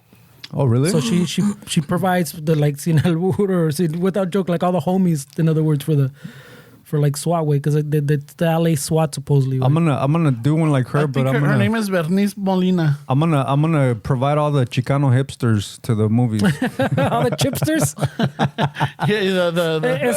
Estev's gonna be the one chipster and everything. Like you need a chipster. He's in the back. Hey, you say they were joking, bro, but fuck it, I'm down. I'll be that hipster that you guys want. Fucking talking shit. The one in the background in the coffee shop talking shit. What a douche. Acting's easy. I can do that. He's gonna be the one in the back holding the plastic, going, you know how much chemicals are in this plastic? I could be that annoying cousin that thinks he knows everything in the fucking barbecues. You need a primo presumido? We got that guy too. Yeah. Ramon's right here. Yeah, bro. If I walk in, like my shit don't stink. You need that one upper? We got him right here. Fuck yeah. Oh yeah, the plastic kills you. You know what else kills you? Your guitar, bro. You think that the coating on that guitar is safe? Dude, I mean, and we have a contrarian too if you You know want. how many fucking trees died for that fucking guitar, bro? Fuck, bro. One? I weigh one. Half of 1/8 of one? No, Depends. more how than big, that, bro. How big more was than the tree? that. Yeah. And let me ask you a philosophical question, Ramon. Yes, Are trees made out of wood? Trees are wood. Trees? Really? Oh, Yeah. shit. Trees are wood. No, it's like that's saying not- like that's not humans true, are made bro. out of water. That's not true. You need to spend a lot of time with that question. You need more time with her? Yeah, wait. Trees aren't made You out need of wood. the dun, dun, dun, No, I said dun. trees are wood. Trees aren't wood. Wait, no mames. Spend some time with that question. This is a really deep question. It's not as I was just trying to derail the conversation. Sorry. You need one of those? We got one of those. Yeah, fucking over here. El filósofo. Like we're all having a good time. Like, yeah, you know, like fucking our but- trees. Hey, are we really here? Are we really here? Like, yeah, of course we're here. No, really think about that question, bro. Hey, we're in like, a simulation? I'm not high yet, bro. Wait. There's no need to be high, bro. Are we in a simulation or not? Wait. I wish I was high. Tell me, wait. Yeah, no, I mean, it's a good time, bro. It's a good time. I think, well, like I said, I think the what makes it a good time in these senses is there's more options than like the 3 studios, pues. For sure, yeah. Although these vatos are fucking buying up everything, but like I'm saying, you got Netflix, you got fucking the HBO Maxes, you got the fucking Hulu's, Prime. and I mean that's essentially Disney, like Prime. But I mean, there's more options, pues, that you can shop around a little bit. I think the other thing that's kind of hurting our community way is the fact that, you know, doing something Gotta one up everybody. doing something in the arts is not really like our parents would be disappointed, right? Like, Yeah. you fucking no, we want to be an actor or we want to be a musician. What? No, you go to There's school. no money in You're that gonna be a shit. lawyer. You're gonna be a fucking. And it's just, I don't know, way. I mean, look at all this shit, like skating. There's fucking a shit ton of millionaires that skate. Playing video games fucking makes a good career now. I mean, it's a different time than when our parents were young, way. And also, like Fernando said, I think our generation is generally really bitter about shit, way. Yeah. And so if our generation has kids, I mean, and they want to say they want to be actors or musicians, I don't know if they're going to be that supportive as a whole, way. I don't know. I mean, maybe because I think again, like we're I know that Fernie and I, what, Generation X? Yeah. You fall into It's millennial. right? I'm like the last year of Yeah, them. like I don't even You're consider the first myself year, a no? millennial. Like you're The like, first year, yeah. you got both of like the tail end of Gen X and the beginning of the millennials, right? Yeah. But it goes back to like with us, like we were like, at least our generation, we're able to adapt because we grew up not having all this technology. But then when it came in, we kind of learned it and adapt to it and everything. So we have our foot in both of them. Well, so there's a dude too. Damn, I must have seen a lot of posts this week. There's I think it was on YouTube or it has to be Instagram. Que el pinche, he was saying también about that shit. He goes, primero salir Gen Z or whatever, talking some shit about Gen X, right? Like we're saying, que amargados. And he goes, yeah, bro, let me explain something to you, bro. Like you go on your phone, hit Spotify, you can listen to whatever fucking jam you ever wanted to fucking hear in your life. You'll never finish that playlist. He goes, dude, some of us, Gen X, had to deal with fucking 8-track, which fucking was bullshit. Yeah. We had vinyl, and then we're like, this is fucking bullshit too. Then we had tapes, which were better. He goes, then we had to deal with CDs. Then we had to deal with Napster. And then we fucking, all the technology showed up where we couldn't listen to whatever song we want on our phone. But then all of a sudden, vinyl's back. So he's like, dude. That's true. So he's like, yeah, we had to deal with a lot of bullshit. That's true, yeah. So like to what this guy's saying, exactly. Yeah. But I think we're going back to that question. I think we're back a little bit more open in the sense of like, if your child wants to be this or be that, you're a little bit more. Oh, you're not gonna be quick to shut it down. What I think it goes to like what I was saying too, que you want to kind of live through your kids like the McDonald's thing, where like our parents told us, no, estás pendejo. Hay frijoles en la casa. Yeah, no, pinche actriz, no, estás pendeja, type of shit. Like there's no money there, that you're not gonna make it, type of shit. Yeah. And now we're like, como dices, amargado. So we're like, oh, you want to be an actor? Okay, fuck yeah. I'm going to take you to classes. Yeah. I'm going to pay for the, oh, you want to learn music? Fuck yeah, bro. Yeah. Like my parents didn't give me that. You want to give it to your kids type of thing. Y les va bien. Like a little easier, I guess. And the funny thing about it is like right now you mentioned McDonald's. Like, I mean, generally the parents didn't take us to McDonald's because it was in the budget. But now I guess a lot of parents don't take their kids to McDonald's because they're more aware of like where you shouldn't eat that. Yeah. So... but I think maybe, yeah, if I'm really thinking about it, maybe generally, I would say maybe, yeah, I guess parents would be more supportive. But then they would also be like, but you need to go to school to have a plan B kind of shit. Yeah. Right? Yeah. I mean, I guess that's have a plan. Yeah. I guess that's what would be like, I mean, I don't know. Have a backup. I mean, it's not, there's nothing wrong with having a backup. But if you really want to pursue this, pursue it.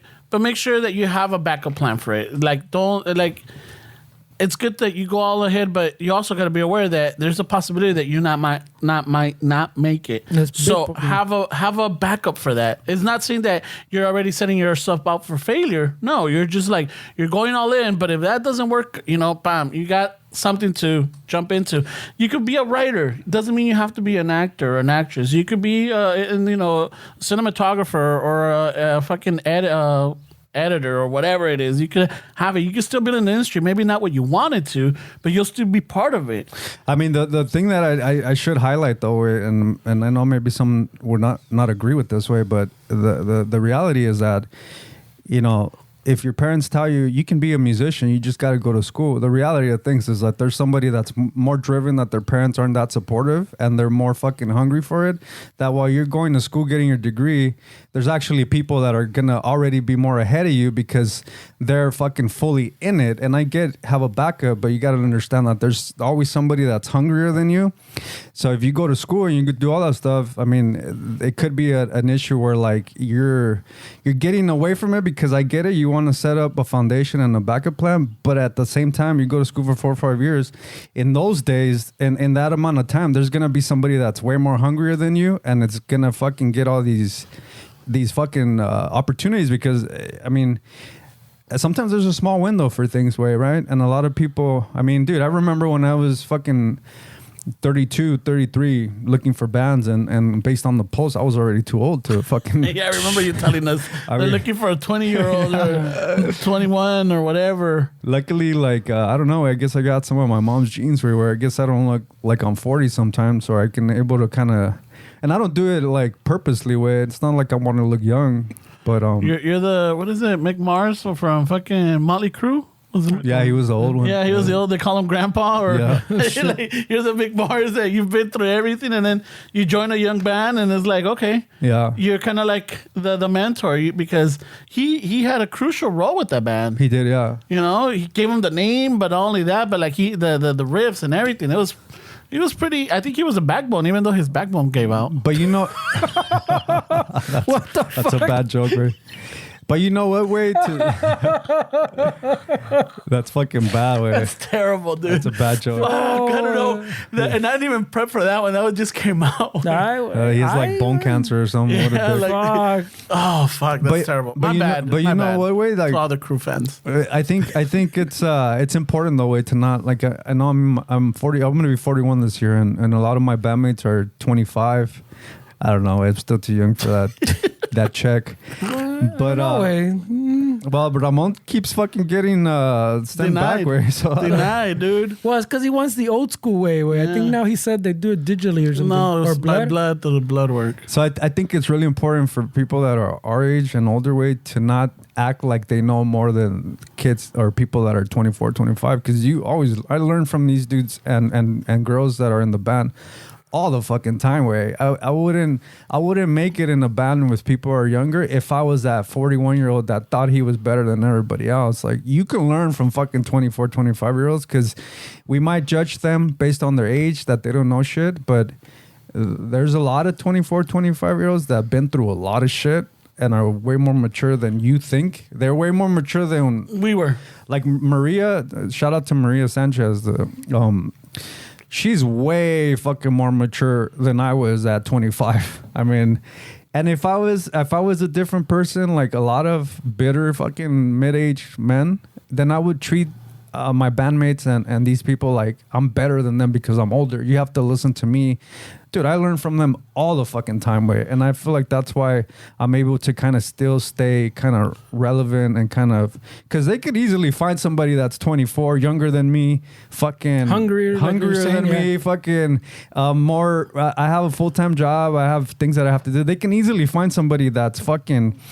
But the point is that I know what I bring to the table and I know what I can do, but I'm also I'm not that guy that's trying to fucking teach you shit. And I think it falls back to what I was saying, that like our generation, again, like we grew up with the old school kind of way, but we kind of adapted to this new, this generation that's here, because if we would have stuck to like our parents' way of thinking, like, no, a mí me respetan porque soy así. Yeah. So we're very adaptable in that sense. Yeah, respeto, and I've been playing guitar for 30 years, pendejo. What about you? I was playing guitar where you were fucking still sucking your thumb, man. Even before that, way. Yeah. You weren't even fucking nothing in your dad's nuts. You were just a gleam in your father's eyes. Seriously, I could have that You were a attitude. protein Seriously. floating around your dad's body. But it goes again, that like, yeah, we still, I mean, look at us now, even now, like we still, sometimes when we joke around privately or whatever, we still joke pretty hard. Yeah. But we've made the adaptation to like, okay, yeah, we know that this is not inappropriate for the audience or for the public, but we still have that sense of humor, and we're able to, work with it. And yeah, it maturity does kick in, but we find the balance between the way we grew up and we were raised and how our parents are to like what this generation is. That's the hope, way. But I mean, también there's, como dices este way, there's a lot of people our age that are fucking grumpy motherfuckers that are que me respetas. They are, yeah. That, I mean, it's not all of us, way. Let's not. No, but I mean, most of the people that like, we surround ourselves that we surround ourselves have that mentality. Yeah, and the ones that don't, si no les damos carrilla, güey. have what mentality, way? Our mentality. To not be amargados. Yeah, not only that, but you're like, como dices, I could easily go in with this mentality or this attitude, but you choose not to because you already know, like, you know what? I don't know everything. I don't, yeah. And there's some things that the younger generation can teach me, as vice versa. I could also teach them some things. I mean, and it's just share knowledge. I mean, historically, way if you look at history, change happens with the youth, way. It's all the movements, everything. The older generations, when you're hopeful, bro. The what? That's when you're hopeful.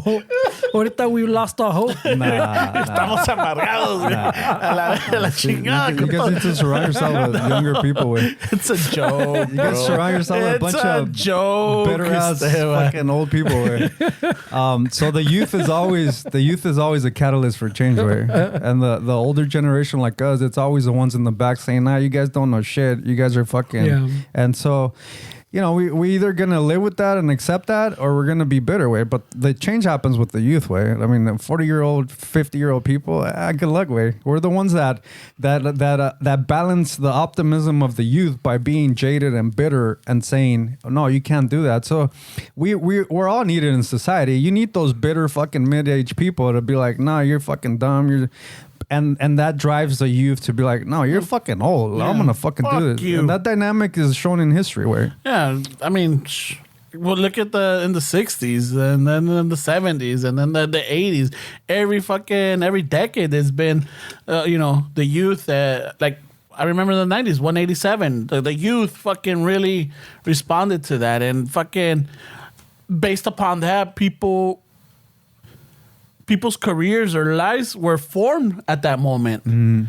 You know, and then look at now, like what's happening in Tennessee. Like, you know, you have the youth and, you know, City Hall protesting and everything. Yeah. So it's like, yeah, I totally agree. The youth does advocate for change. They do. I mean, I just think that maybe right now it's every group for themselves. It feels like it feels like every movement, whether it's like issues with the trans community or issues with immigrant Latinos, issues with the black community. I feel like we're more divided than we were like in the 60s. I mean, maybe like because I know when Martin Luther King was fighting for civil rights. I mean, shit, I hate to bring this dude up because he was trying to lick some kid's tongue this week. Oh, the Dalai Lama? But Oh shit! but Anyway. that was fucking weird, dude. I'm like, come on. My chick sent me that, and I was like, nah, not this guy too, man. Oh shit! But in those days, you had Martin Luther King was marching through the streets, but you had people like the Dalai Lama. You had people like Thomas Merton, which was a Catholic fucking he was like one of those monks. What are they called? The Catholic monks. They have like a little sector. Oh, they're Monks. Yeah, Well, Trappist or some shit. I forgot. Wait, but the point is like it wasn't only like the black. I mean, and you could say like, yeah, there is. Everybody had a little leader type of thing. You're saying? Every leader was like when Martin Luther King would march through the streets. You also had monks. You had Catholic leaders. You had people that all were denominations. Yeah, like I feel like nowadays, like you have like the people maybe on the floor that are diverse, but as far as the people leading and kind of leading these marches or leading these movements, I feel like in those days it was more like people were kind of more because like the Martin Luther King thing is he believed that everybody, all my brothers and sisters, right? And I don't hear that sentiment a lot nowadays, like how Martin Luther King would say it. Like it was not just blacks. It's like, no, my white brothers and sisters. Like it was a different kind of mentality. The more like kind of like we should all come together for this one purpose. And I feel like now it's not really like that as much. Maybe we're seeing it. See, the thing is that we're I don't know if we could see how they saw it in the eyes, because the common denominator was just, I guess, entitled people upset of change, and they didn't want if you were not their color, they're not their race or their religion or their creed or whatever it was, you just didn't have a voice or vote type of deal. And I think that's still happening now. It's just, it's different. Now it's, yeah, color and everything is in there, but now it's like, you know, like identity. Like if you're a man, like, well, no, I don't identify as that. Or you're a woman, I don't identify as that either.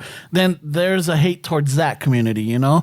And there's still the color, there's still the sex, there's still the religion, because if you're not a white American Protestant, then you're like fucking evil type of deal, you know? So it's still there. It's just now it's kind of like I think adapted. Well, I don't think it's adapted. I think you're kind of saying what he's saying, because all that you're creating, instead of the three categories, por decir, and then none of this accurate, but I'm saying instead of the three categories or being divided by color, now we're adding different categories, and I think that's what he's saying. So now everybody's like, okay, well, I am this color and I need this. Yeah. I identify this. I need this.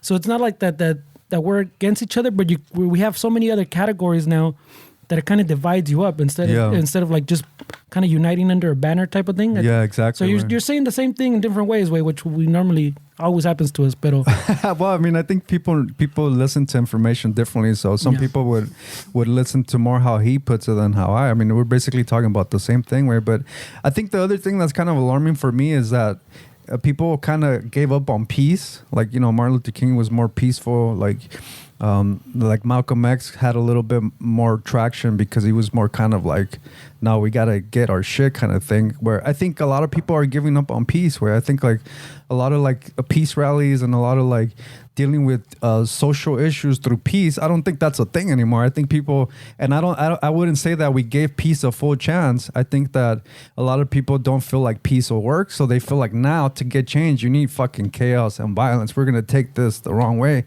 and I would argue that that's not the right way. But I mean, what do I know? But I just feel like we came into a society where we think that violence is going to get us our answers and our solutions, and peace is just going to have people walk all over us.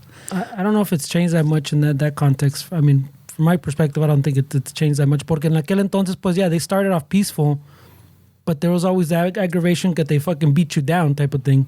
And now you start off as peaceful, and then maybe they're not beating you down as much because they're still beating you down, but now they're fucking throwing you in vans and fucking locking you up, whatever. And there's just people like cops and like fucking almost plain clothes throwing you into a fucking van way. Like they still escalate things, is what I'm saying. Like it's so even if you start off peaceful, I think you end up a little bit more towards like Malcolm X, more aggressive, more violent way, and I think it's kind of está cabrón way. Yeah, I just think people don't think that peace works. I think we're in a society where you gotta. Shit. You gotta take. It's a tough one, way. You gotta get tough nut to crack. You gotta get your fucking rights or everything through violence because peace doesn't work. I mean, I feel like that's where we're at. Yeah, because if you look at it, everything that started off peaceful ends up violent. So they're like, okay, that's not working. What's the next approach? All right, if peace is not working, how are we gonna get their attention? Now we came knocking, with our fingers on the door. Now we gotta fucking use a sledgehammer para que nos oigan. Pues it's like I fucking keep telling you guys, way. It's the world we live in now, way. Like if you're on Instagram, the negative things is what gets you, way. That's what gets the views, the likes. Fucking like it goes to what like he's saying, way. Like you put fucking something go happen, yeah, some people like it, but the ones that fucking really get traction and go viral are the more negative fucking headlines, way. Yeah, I would argue we've always been like that, way. I would argue that. It doesn't come from nowhere, yeah. We used to go to public executions. It was a thing where kids were there. We were fucking make it like we're going to the fair. We used to watch each other, fucking people fight each other to death. Yeah, no, I mean, look at Roman times. I mean, I just feel like we've always been that those people. I mean, look at the Aztec games. I mean, they were fucking brutal. violent as fuck, bro. They were brutal. Yeah. We're in our nature. I mean, look, dude, you walk by a freeway or something and you see an accident. You slow down because you want to see some fucking blood. You want to see some fucking head chopped off. Yeah, like what happened? Yeah, you want to see some arms fucking stuck? I mean, come on. It was just we're all about fucking violence and sex. Fucking, we almost got took out in the freeway today. What? Yeah, fucking some pinche. Is he exaggerating or? Well, no. The vato was in a bigger truck. Yeah.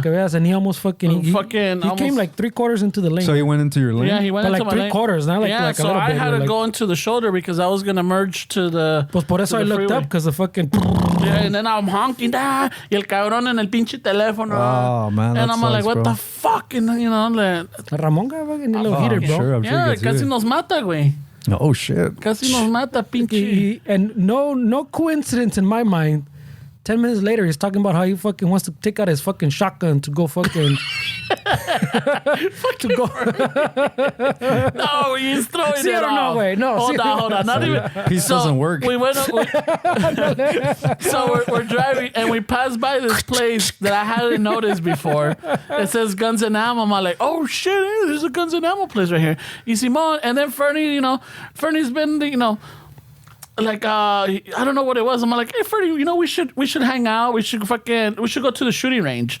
I'm like, maybe I need to put the fucking the retrocarga in fucking action. I gotta get a feel for it, because since I got it, I haven't used it or taken it out. Yeah. And he's all like, oh shit, that's not a bad idea. I'm like, yeah, fucking, take it. I mean, maybe we could take it to the shooting range. He's like, oh, but you got to use birdshot. So, well, fucking no problem.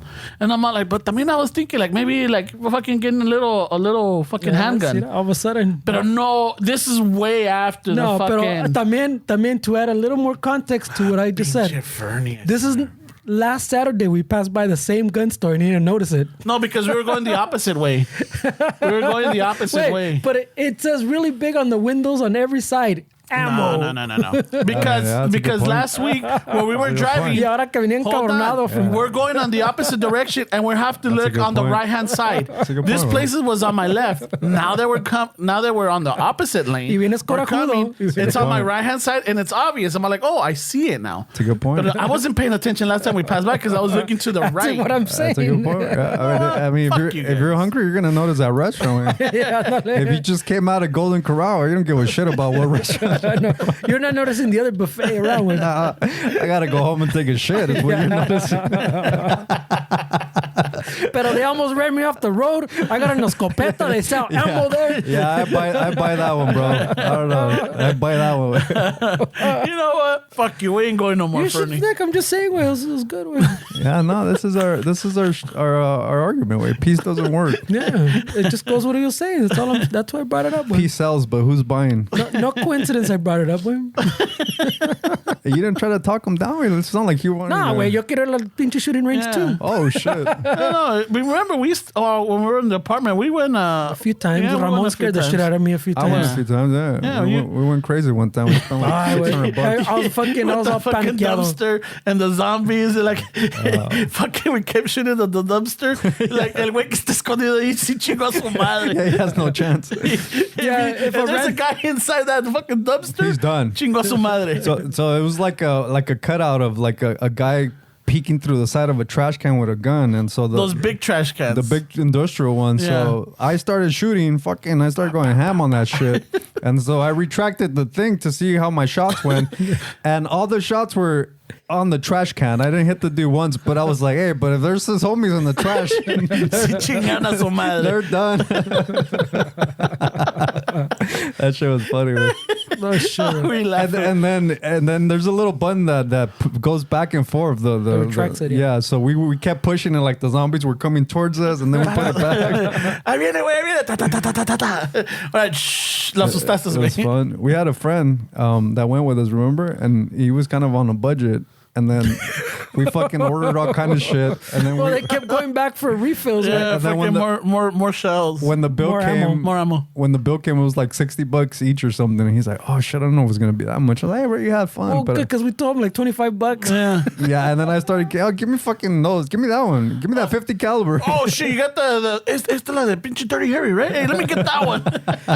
But it was a ghetto ass shooting range, right? Because I remember there was some females with some fucking looked like some AKs, but they weren't AKs. But they were They're the taking 22s, yeah. They were taking a picture like a fucking cover of a corrido right there, and we're like, "Wait, what the fuck are you guys doing here?" Well, I mean, even Ramon scared me a few times, way. Yeah. Ramon was fucking. You don't have etiquette when it comes No, to I mean, I didn't have it then. You have it now?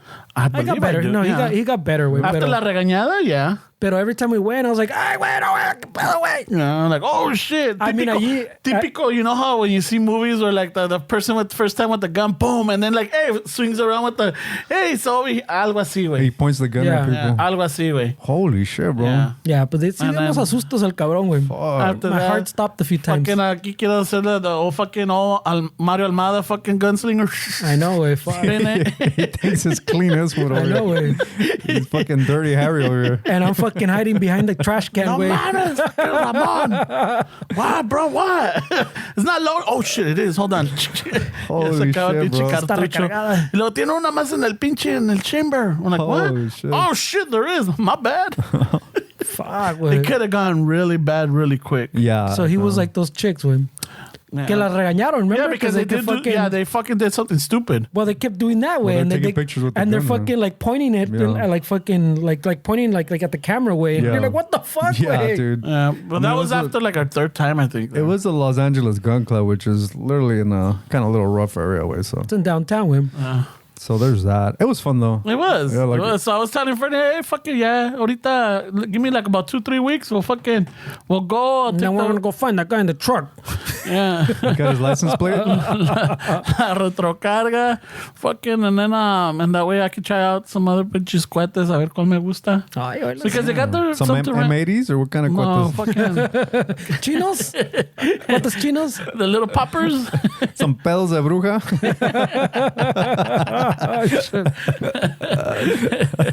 Yeah, so just to give it a try and everything, but That's good, way. yeah, so it was one of those. I'm like, yeah, fuck it, let's go hang out because I only see him like once a week. Yeah. You know, and sometimes I'm like, oh well, let's fucking. I do miss the apartment times. I really do, and I keep telling the mija because they're like, oh, so what? You want to move back in with Fernie? I'm like, son of a bitch, that doesn't help. He's a family man. Way. Leave him alone. Yeah, I'm like, fuck. I'm like, fuck. No, porque, yeah. So there's again, I do more stuff with Fernie than I do with the mija. Apparently, I'm like, that's not true. I'm only seeing him once a week. How's the coffee thing going, man? I haven't asked you guys about It's it. going good. Yeah? We got an event coming up in June, and I think we think got it's June. and then I think there's another one. Well, I think we have 2 in June, don't we? I don't know. Yeah. I know about the Venice Fest. And then That's the June, I think. the Real Hondo. Oh yeah, that we have a real Honda, but that one fucking that's more promo way. That's a promo, yeah. So we got those coming up and shit. We got those, and then so it's going good. We got we're all more involved in it. So it's just like people at the beginning, they were all curious, and now like they'll order, but it's not like we got to get it going more and more. Do you guys do like new blends and shit? How does that work? We haven't done new blends yet. No, we have what we have right now. Is just Chicafe está carito ahorita. Yeah, I heard it was going up, way. Yeah. It's been going up since we started. Every year it's more expensive. Yeah. It's not even like the inflation. It's just there's a lot of fucking environmental changes too, way that fucking cause everything costs more. That being way. Shit, way. So it's just like we want to, but like we gotta let's just. Not to save our money, but like let's just what we have. Let's do this. But once it picks up something breaks open up, then let's fucking make our mistakes on the cheaper end. Yeah. Did you guys change pricing, or is it the same price with the price going up? We changed it twice. Yeah. To adapt to like the shipping. Every year I reassess depending like what the new crop cost or whatever, you know. That's cool, way. That's fucking awesome. How does that blend thing work, way? Like, if you guys, is it obviously it's trial and error, right? Yeah. So do you guys first figure out what kind of coffee you want, or you just kind of start mixing shit together to see what happens? How does that work? I do a lot of mixing just for the fuck of it at home. Yeah. Con las sobras. Pero no, like normally we'll come up with some idea and then you start playing with it. A ver what fits that idea way. Like to find that idea, pues. Like say like you like the decaf one, pues.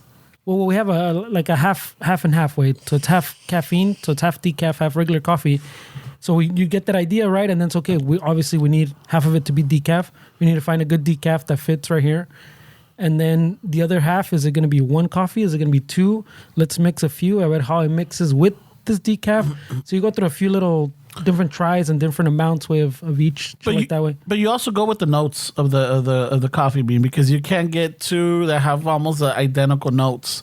You got to get a balance. Like this one's little bit heavier in the chocolatey or nuttier region, and you want to make it goes like this too. And then on the other one, you have like a little bit more citrusy that has lighter notes, or it's a little bit lighter in taste. So then you mix it. You do half and half. A ver cómo sale the ratio, and it's like no, it's a little bit better, or like this overpowers or that has one. Too much citrus type of shit. This overpowers that. So then you cut it down, and then you do a ratio. But it all depends. I mean, what is it that you're going? Como dice Fernie, what do you want out of it? Like, is it like I don't know shit about coffee, so I'm asking a bunch of questions because I'm curious. Is like if a coffee is meant to be like a iced coffee, does that change the way the coffee is made, or can anything be like an ice? Because I know temperature probably affects the taste, right? But I mean, the amount of coffee that you're gonna use for that, because it's gonna be sitting in water, like so depending. Quieres a little bit bolder because the ice or whatever dilutes it, and then so you want it to be stronger. So with the balance of the water, it's not too. That makes sense, Yeah, because people confuse iced coffee and cold brew way. Yeah. So iced coffee is literally you make the hot coffee either over ice or you put the ice later, and then that's what you got to think about. Like what he's saying, you got to remember that ice is most of that ice is probably gonna melt depending on what you put in there, and that just turns into water. So you want to brew like a stronger coffee to account for that, pues. So like when I make mine in the morning, like when this guy picks me up, y le echo hielo and I brew it into the ice, I just make sure it brews stronger way so that cuando that ice melts, it kind of balances that way. If not, you get a little weaker coffee because you didn't account for the water. And if you do cold brew, people normally like just make a more concentrated coffee, so it's much stronger, and then you can add the milk or fucking ice or water or milk, like whatever. But however you drink it. But you normally make a much more concentrated thing. But cold brew, literally, you sit it out for like 18 hours or 20 hours, depends on like what recipe you're going with. How do you guys like figure out like, because you guys go by taste? That's what I'm assuming, right? When you mix something, it's like more of a taste to see if you guys want the same. How do you guys account for like the way people prepare it differently? They're gonna add cream or they're gonna add this. How does that affect like? Because I mean, I like my coffee like black. I don't like anything on it. So do you guys when you guys are testing it, do you guys test it black or do you guys prepare it the way you guys like it? How does that work? When we do a cupping, we do it, straight black. No additions of anything. No sugar, no creamer, no anything. So the cupping's a little different too, way, porque you don't get the same. Everything's much, like you're saying, it's black, but it's also the bean hasn't gone through its full process, so everything's even like more emphasized, and sometimes even if you cup a few days after, way you'll get like it'll open up a little bit. Depends on the coffee and the usually who you get it from. We already tried different variations, and they'll know that too. Pero that one is black, pero it also changes, pues, because that one when you do a cupping, they roast it. I think there's a standard. I forgot if you have to roast it within like 10 hours or 8 hours, or not roasted. Roasted within like half a day maybe, and then you cup it, so you get but the flavors can change even from that way. So it gets pretty technical way. Yeah. Yeah. So what you want to do is like if you're doing the cupping or you're tasting it, you taste it like black, and then you get the full flavor of the bean. So do you guys like coffee connoisseurs like you guys, I guess, at this point? Do you guys well, I mean, you guys are more in it than most. Yeah. Right? I would consider that a connoisseur. Do you guys get like a chef? If they fucking made me a good steak, he would fucking be appalled if I put A1 sauce on it. Do you guys don't mind like people putting like cream and all that shit on there? Porque también, just to go back to like what you're saying, that kind of relates to this. Lo bueno que somos cuatro, güey. And most of us drink it all a little different también. And me and Dave like to experiment a lo pendejo way. So I tried a bunch of different ways. Dave makes it sometimes a few different ways like that. Then Ramon fucking sometimes makes it a few different ways. So we all got to try it a little bit. And kind of like a chef where you try it different ways. You already know like what the taste, like those notes from when you originally cupped it. And then you can translate them to, with milk, without milk. If I put it in the coffee machine, if I put it in the espresso machine, if I put it in the French press or Dave's like a mocha pot thing. So you get to try it in different ways and you kind of compare notes. So como somos cuatro, we got to compare notes and say, hey, wait, I really like the Mexico like this. Did you try the Mexico? Oh, I didn't, but I tried it like this. And it was kind of meh. Oh, pero ¿sabes qué? En el pinche Costa Rica, in the espresso machine, estaba mejor que Mexico. Out, yeah. So you get a lot of like trading of notes. And you guys keep track of like... I mentally, keep track of a lot of I have a shit. notepad. I have a booklet. So then like... On the Yo Punto. So... Yeah, because when we get our beans or we roast it and we get like little samples, so we take it home and we try it. So Fernie will do Fernie does like you like doing your cold brews. I do the cold brews. Not as much as I like them, but I don't do as much as one. Fernie is not a fan of hot coffee. Yeah, I like it hot. I'm not so much a fan of a cold coffee, right? So I have, luckily, we have an espresso machine. I have the pour over. I have a French press. I have the drip. And sometimes I do it old school, como de la olla type of deal. So I do it those ways. And then I'm able to like, okay, you know what? Like the Costa Rica, I don't really care for it in the drip, but I love it in the espresso. Pour over, también it's pretty good. It flowers nicely, Let me ask you this though: is it like your preference, or is it just the coffee? Because could there be somebody out there that says, "Oh, the Costa Rica and the drip is my So it just depends on it's your taste buds too. But también, like I said, you got to compare notes. So I mean that's what we do with music. Where like when you record a song and you take the mix and it's ready to get mastered, everybody listens to it in their car, in the computer, in your phone. Like you listen to the song in different ways because the song is going to sound different on my car or their car, on the TV, on the different speakers. So it's important. Like I get what you guys are saying when it's like. And lo chingón, pues, like I'm saying, is you get to compare notes and then you get some ideas. So like when you're talking to someone, oh, te gusta así? Oh, so that's kind of like a Ramon likes it. So yeah, I would recommend like this coffee, por decir, right? Because you're very able to maybe a mí no me gusta, like you're saying that way, but I know he likes it that way, and you're checking off a lot of boxes Ramon style, like what his preferences are.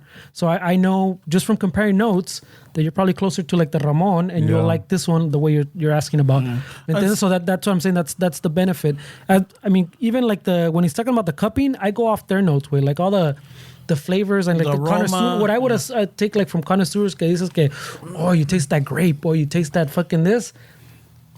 it's like food way, like we're talking about before. I'm not that into food that I taste all kinds of things in there and like the spices. oh, mira, este vino tiene like the fucking these whatever, right? Honeydew or whatever. That shit doesn't pop for me, but it does for like him and Dave, and they take notes, and I go off their notes. But lo que me gusta a mí is fucking the experimenting, trying different things together, and then when I get something I think I'm in the ballpark that tastes good, les doy estos weird little samples to try it, like 3 or 4 variations, like one with more citrus, one with less, uno que está un poco más pesadón, like, and then we compare notes. El que seems more balanced to everybody, that's kind of what we go with. Yeah, and then sometimes, and then one thing that Dave has, and at the first I'm like, that's kind of weird, but then it started making sense. He asked them, like, when do you drink your coffee? Well, I drink it in the morning. Or some people are like, oh, I drink it in the afternoon or after a meal. So then Dave breaks it down like, okay, so for me, this coffee is always good after a meal or like when I'm having a certain dessert or if I'm having breakfast or whatever it is, or even at night where like, because Dave could drink fucking coffee at night y no le afecta. Yeah, a lot of people are like that. So then he asked those questions at the beginning. I used to clown him. I'm like, fucking Dave, dude. Like, do you eat it after fucking having Salisbury steak? Yeah, you know? So judgmental. Yeah, pero not anymore. It's because I still but clown him porque Dave aquí, my wall of text on the fucking live chat right here. He does where he goes through like people fucking show up to the little booth and he goes through a whole survey way, and I'm like, bro, you gotta like move it along way. Like he fucking, a ver, ¿a qué horas tomas?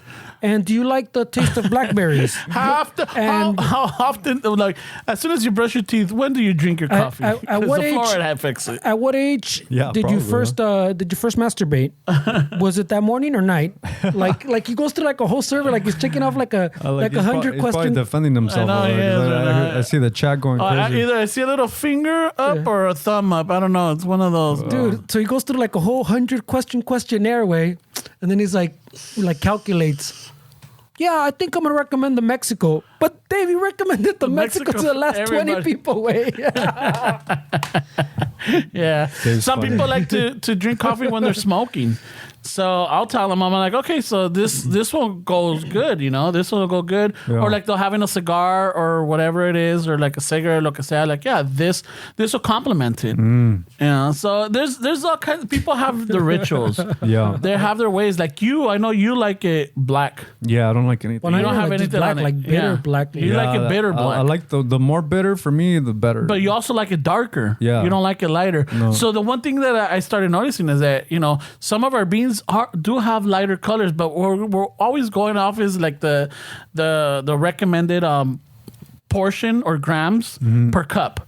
So if you're used to putting 1 scoop of like your Folgers, of course it's going to be darker because that one's roasted a certain way. Yeah. When they use ours, they're like, oh, dude, it's too light. I'm like, you got to add a little bit more then to get it that color, because then they get turned off like, oh, yeah, it's weak.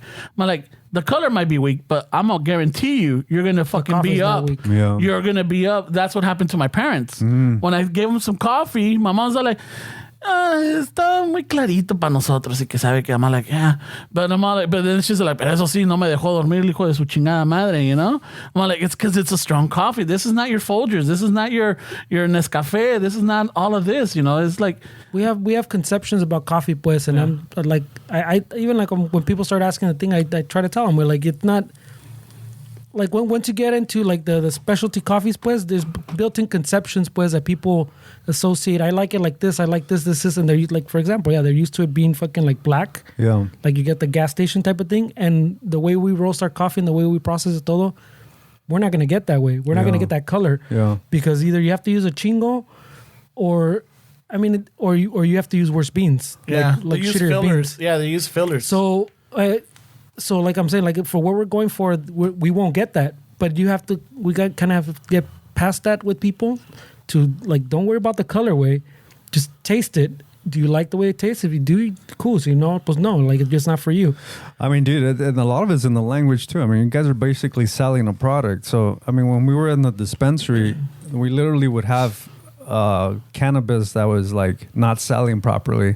We're like, dude, we got to get rid of this shit. So literally rebranding it, changing the name, telling somebody you're going to like this. It's like you kind of brainwash them in a way. And then people are so like, it's incredible how they just start going with what you're telling them, because we had times where we would make somebody smell that and show it to them. Either they didn't like the name or we weren't selling it properly. And like, no, I don't like that. And then a week later, new name, rebranding, new pitch, same shit. Oh yeah, this shit's fucking good. And it's all what you put in their heads that they're gonna enjoy. I mean, it's just crazy how that shit works. Way it's literally the same thing. Yeah, literally the same thing you were bitching about last week that you didn't like. Now you're all about it just because of the way I pitched it to you. Yeah, and sometimes people just go off with like, you know, if you tell them it's a Colombian, I'm like, oh man, this is good, you know, whatever. Yeah. I'm like, oh, this is Mexico. Yeah, well, what part? I'm like, oh, Chiapas. Oh yeah, no, that's really good. You know, fucking. Yeah, but it's always built-in conceptions, pues. It is. Yeah, it's from a little town in Chiapas que se llama Tepisco Loyo, bro. Like, shit, my mom's from there.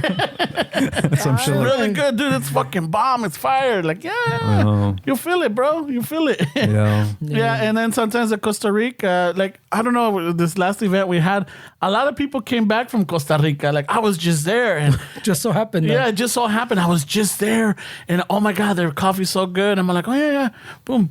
So I don't know if I accidentally gave them Colombia instead of Costa Rica because they were right next to each other, and you know we have little labels for ourselves to see which one it is. Shit, Ramon, and I think mistakes. I gave them Colombia, and like, oh my god, it's just like that, and I'm like, fuck it, I'm gonna go with it. Colombia, Costa Rica, same shit. I'm like, oh my god, it's just We're like I was, like you just transported me there. I'm like, all right, that's the beauty of our coffee. You know, we put you there. Yeah, no. Yeah. Oh shit, look at this guy. We'll put you there. Yeah, we'll He's a put you salesman, there. bro. No passport needed here. No, Ramon goes full fucking sales mode, bro. That's And good, he starts making up stats. That's good. Way. I even make up names. I'm like making up shit. One time he was telling a guy, because the guy was like, fucking, Dave loves the story way. The guy was like, no, pues, I don't have a coffee machine. He goes, oh, you don't have a Keurig even? No, I don't have a Keurig. And he goes, you know what you can do? You can make it with some hot tap water way. Like turn the tap all the way, let it run till it gets really hot. Get a napkin. What? He was telling him how to make coffee with hot tap water. I mean, if you really think about it, the tap water in your house can go to 120 degrees. Well, no, you know that now, but you didn't know that. No, but I mean, it's really hot. You can't really hold. And he knows all these stats. He knows these stats now. He didn't know these stats then, eh? Yeah. But it gets really fucking hot. He just went full salesman and told him he could make tap water coffee. What's the proper temperature of the water? Like 202, I think. So even at 120, 130, I mean, it'll be enough for the grounds. No. Wait, so this person literally doesn't have a stove either? They can't. I don't know, but somehow he went to tap water. It's because let it run for like 2 minutes to get hot. One thing you gotta understand is that nobody really makes. No, I'm not saying nobody, but there's a good portion of people that don't make coffee at home anymore because for them it's easier just to roll up to a drive-through Starbucks with the fucking and order it because making it at home it takes time. That's true. Yeah. You know, you're on the go. You can't. Gotta hustle, bro. Yeah. So I've noticed that a lot of people just wake up, get dressed and leave. No se dan tiempo to make themselves their coffee or to like really make late. their breakfast. Yeah, they're always like, I'm like, okay, I need to be at work at 7. I'm waking up at 6:30. Yeah, and I gotta be out of here by 6:35 or so. They just got enough time to brush your teeth and get dressed and go. So they don't give themselves time for that. So it's easier for them to stop by on the way. Yeah, and get it. for sure. So a lot of people don't know, like, oh, this. How do you make this? Oh, you can make it on the drip. What's that? Yeah. No, like your coffee maker. Like, I got a Keurig. Does that count? I'm like, you could, but for a Keurig, you would have to get the little canastita, the little dispenser that lets you pour your own coffee on it. But on this one, you have to try it because you got to put either less or more so that you could get that flavor. Because it could just put a scoop, but maybe that's not enough, and it's going to be very diluted.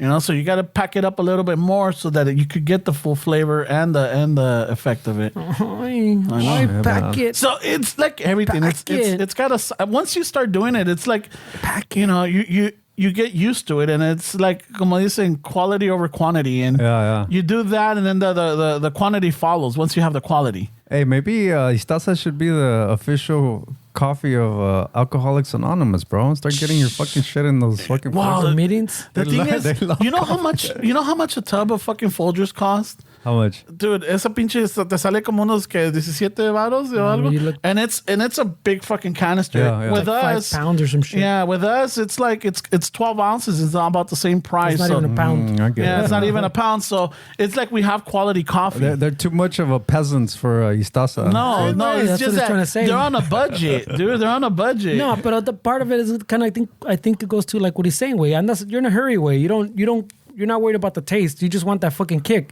I need to fucking get going. Way, I need to hustle. Like we're Dude, you know how many fucking guys in warehouses I see literally drinking fucking pre-workout way? The C4? That's the literally C4, yeah. That's literally their fucking jump, their coffee in the morning. They're literally drinking fucking C4 way. Like that shit's expensive as fuck. it is, bro, but it's like, wait, you're not working out or you're driving the fucking picking up pallets. Like, what are you drinking C4 for? Leaving hydraulic fluid everywhere. It's fucking crazy, bro. Yeah, the C4 has a lot of caffeine, a lot of sugar. That and shit too. fucking Yeah, gets good- you good fucking jittery. Get you jittery way. It's, I forgot what ingredient is. Yeah, but también like going Well, it back has to for the nitrous too, the nitrous oxide in your body and shit. I think people know with the coffee, I think it's just mainly sugar.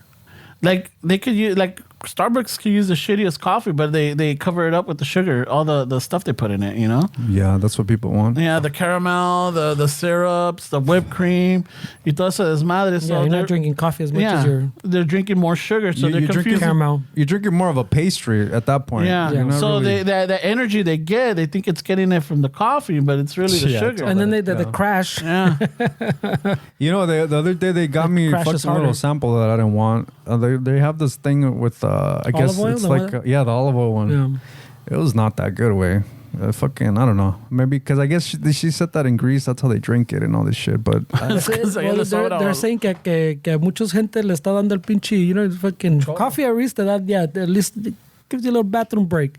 But this one's speeding up that bathroom break. is that what that was? Yeah, So it's fucking I greasing thought up with that your shit. it's greasing up your insides, bro. No me gustó like the texture. I could taste like the olive oil, and I didn't like it. Maybe it's just like I said, like he says, we're all already. Yeah, our This is conceptions. what I like. This is Yeah, so sometimes it's harder with like our older older clientele, because they're Hi, used to clientele. they're used to a certain way. So when we give them, like, oh my god, this is good. Sometimes they look at it like, oh, this looks too light.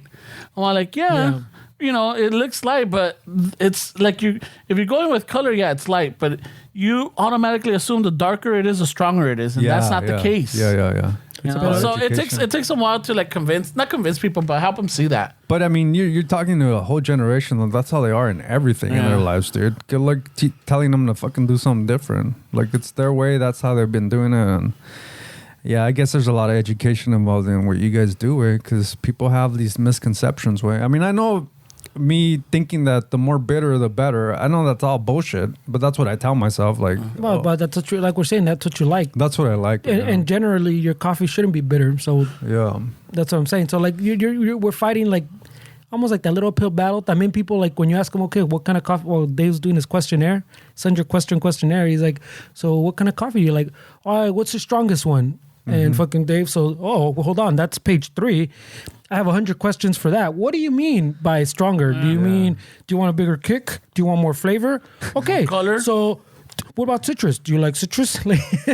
Yeah. That's the thing about it, right, bro? Is they just Yeah. want it to be Yeah. strong. They want it to be strong, but they associate strong with dark Black and roast. bitter. You know, Yeah, like yeah. the dark roast. And the dark roast is just basically burning the bean. Yeah. And so at that point, you already removed all the caffeine that's on the bean. Why don't remove all the Well, I mean, the majority. Because ya nomás le queda- the difference is not that big. Way it's very minute. Like even the light to the dark. a lot of the oils are burned out. But yeah, other stuff, flavors. Like what I like to tell people to explain it is like when you go that dark, pues, you're almost like us. Way it's not really Colombia, Costa Rica, Mexico anymore. It's just coffee. Yeah. And then it's like you burn off a lot of those flavors that make it distinct to its region. So I mean, yeah, the darker roast, yeah, you burn off a little bit caffeine too, but it's like this minute amount que casi ni cuenta type of shit where like you're not gonna taste the difference. You're not gonna get a less kick. I never really hear the Ethiopian coffee in conversations. Is it just not accessible? No, or? that's the most. That's like where it started with. That's where coffee comes from, apparently. But like this conversation was just Colombian, Costa Rica. Well, because we focus on Latino American coffee. That's what I'm saying. Like, is it just like that's our main focus? I mean, we're not closed off to maybe getting some of that, and we've had some of it, but not for because Istaza, we're promoting more of the Latin communities or the Latin regions. But the Ethio coffee is, I mean, they're highly regarded, and a lot of blends, like the McDonald's blends, all the little blends everywhere, like big restaurants, even the ones that now, like McDonald's has specialty coffee type of thing, and you look at the little, even the list they put on the little wall, there's Ethiopia, fucking Costa Rica, Guatemala, like all the big coffee countries, and they kind of just blend them together. And there's even like Starbucks, you go también on the little rack, they saw Ethiopia, Sumatra, shit like that. And también you'll find out Guatemala, depending what's going with. But they're big coffee countries too, and apparently that's where it started from, Ethiopia way. Yeah. I mean, depends on who you talk to. Yeah, you get the whole vodka, Polish, Russia fucking debate. Simon. Oh yeah. Okay. Yeah. So that was a lot of coffee talk, eh? I know. Fucking at the end, like maybe some people be like, you know what, I need me some coffee. Well, that's the hope. Yeah. Esteban's trying to help us out, bro. Thanks for that setup, Esteban. Yeah, you're welcome, bro. Thanks for that 45 minutes fucking setup and shit. Infomercial. Yeah. So don't forget, Raza, get your Istaza coffee. Now that they know a little bit of the history. Yeah, and then a little bit more of it, in the sense like, oh, okay, that's the way I thought it was supposed to be. I just didn't feel like talking anymore, so you let it to us. Like, let me ask them something that were they just gonna fucking won't shut up. I understand human. They want to talk about what they're into, bro. I heard Ramon knows how to make tap water coffee. Let me ask him. Yeah, it's called fucking Pinta coffee, bro. Nah, Pinta coffee. Wow, that's toilet water coffee. All right, Raza. Thank you for joining us. Thank you for listening. I know that I don't know how the echo is in fucking this Toys R Us abandoned warehouse or store, but it sounds pretty good, right? Sounds pretty good way for an empty fucking Toys R Us. Yeah. So aquí estamos otra vez de nuevo. If you want to help support the podcast, a review, a share, word of mouth and telling people about it helps out a lot. You can also help us with supporting the podcast with Patreon, buying our merch, supporting our sponsors, reaching out to my grito and telling them, hey, ¿qué onda? Fucking get them a place already. You know? With AC. With AC and internet. Because we need internet. That's right true. Now we're stealing it off a hotspot from fucking... someone has open Wi-Fi here somewhere. So we're taking them from the Spectrum. So who knows, bro? They're stealing our info right now.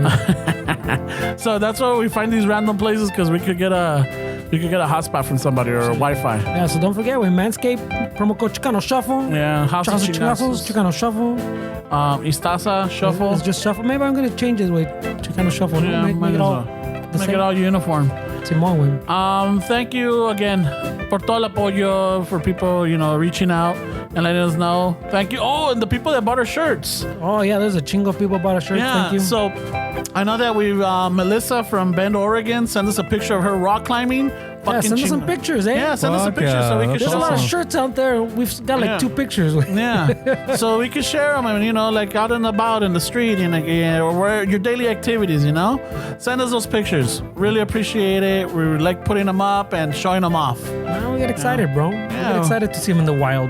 Definitely. Hey, but tell everybody around you, way. And even if you haven't bought a recent shirt, if you've had one from the beginning, like if you still have the San Patricios, if you have fast holes, way, we don't care. Hey, we don't care. Just send us the pictures. You with your fucking camisa. Si estás lavando el carro and you use it to dry the fucking windshield, way, not the other way. Even with the crusty stain, just show us a picture. Yeah. Oh yeah, if it's that weird shirt that you use, I don't know. while you're staring at a door, fuck it. I guess we'll take the picture. Hey, we can't exclude people, bro. Friendly will post it up. Still support.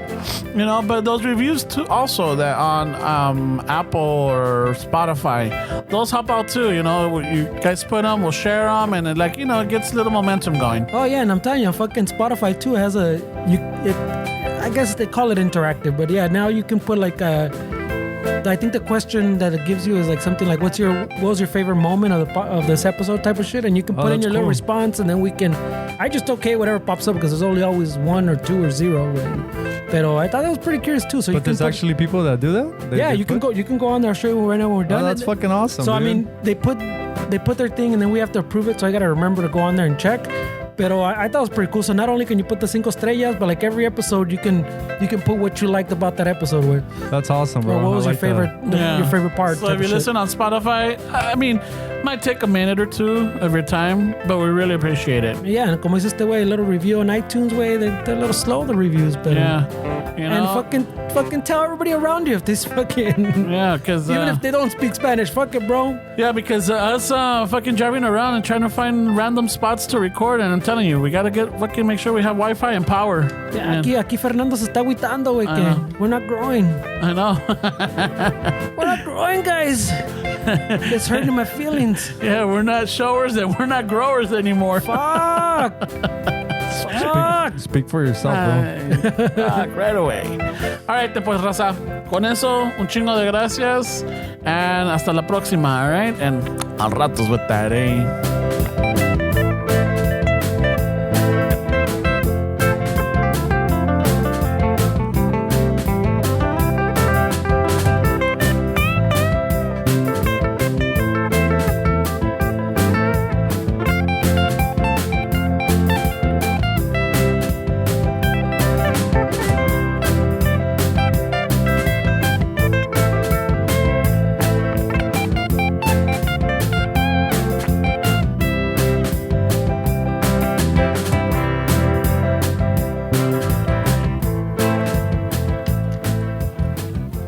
Vámonos, que aquí espantan también, güey.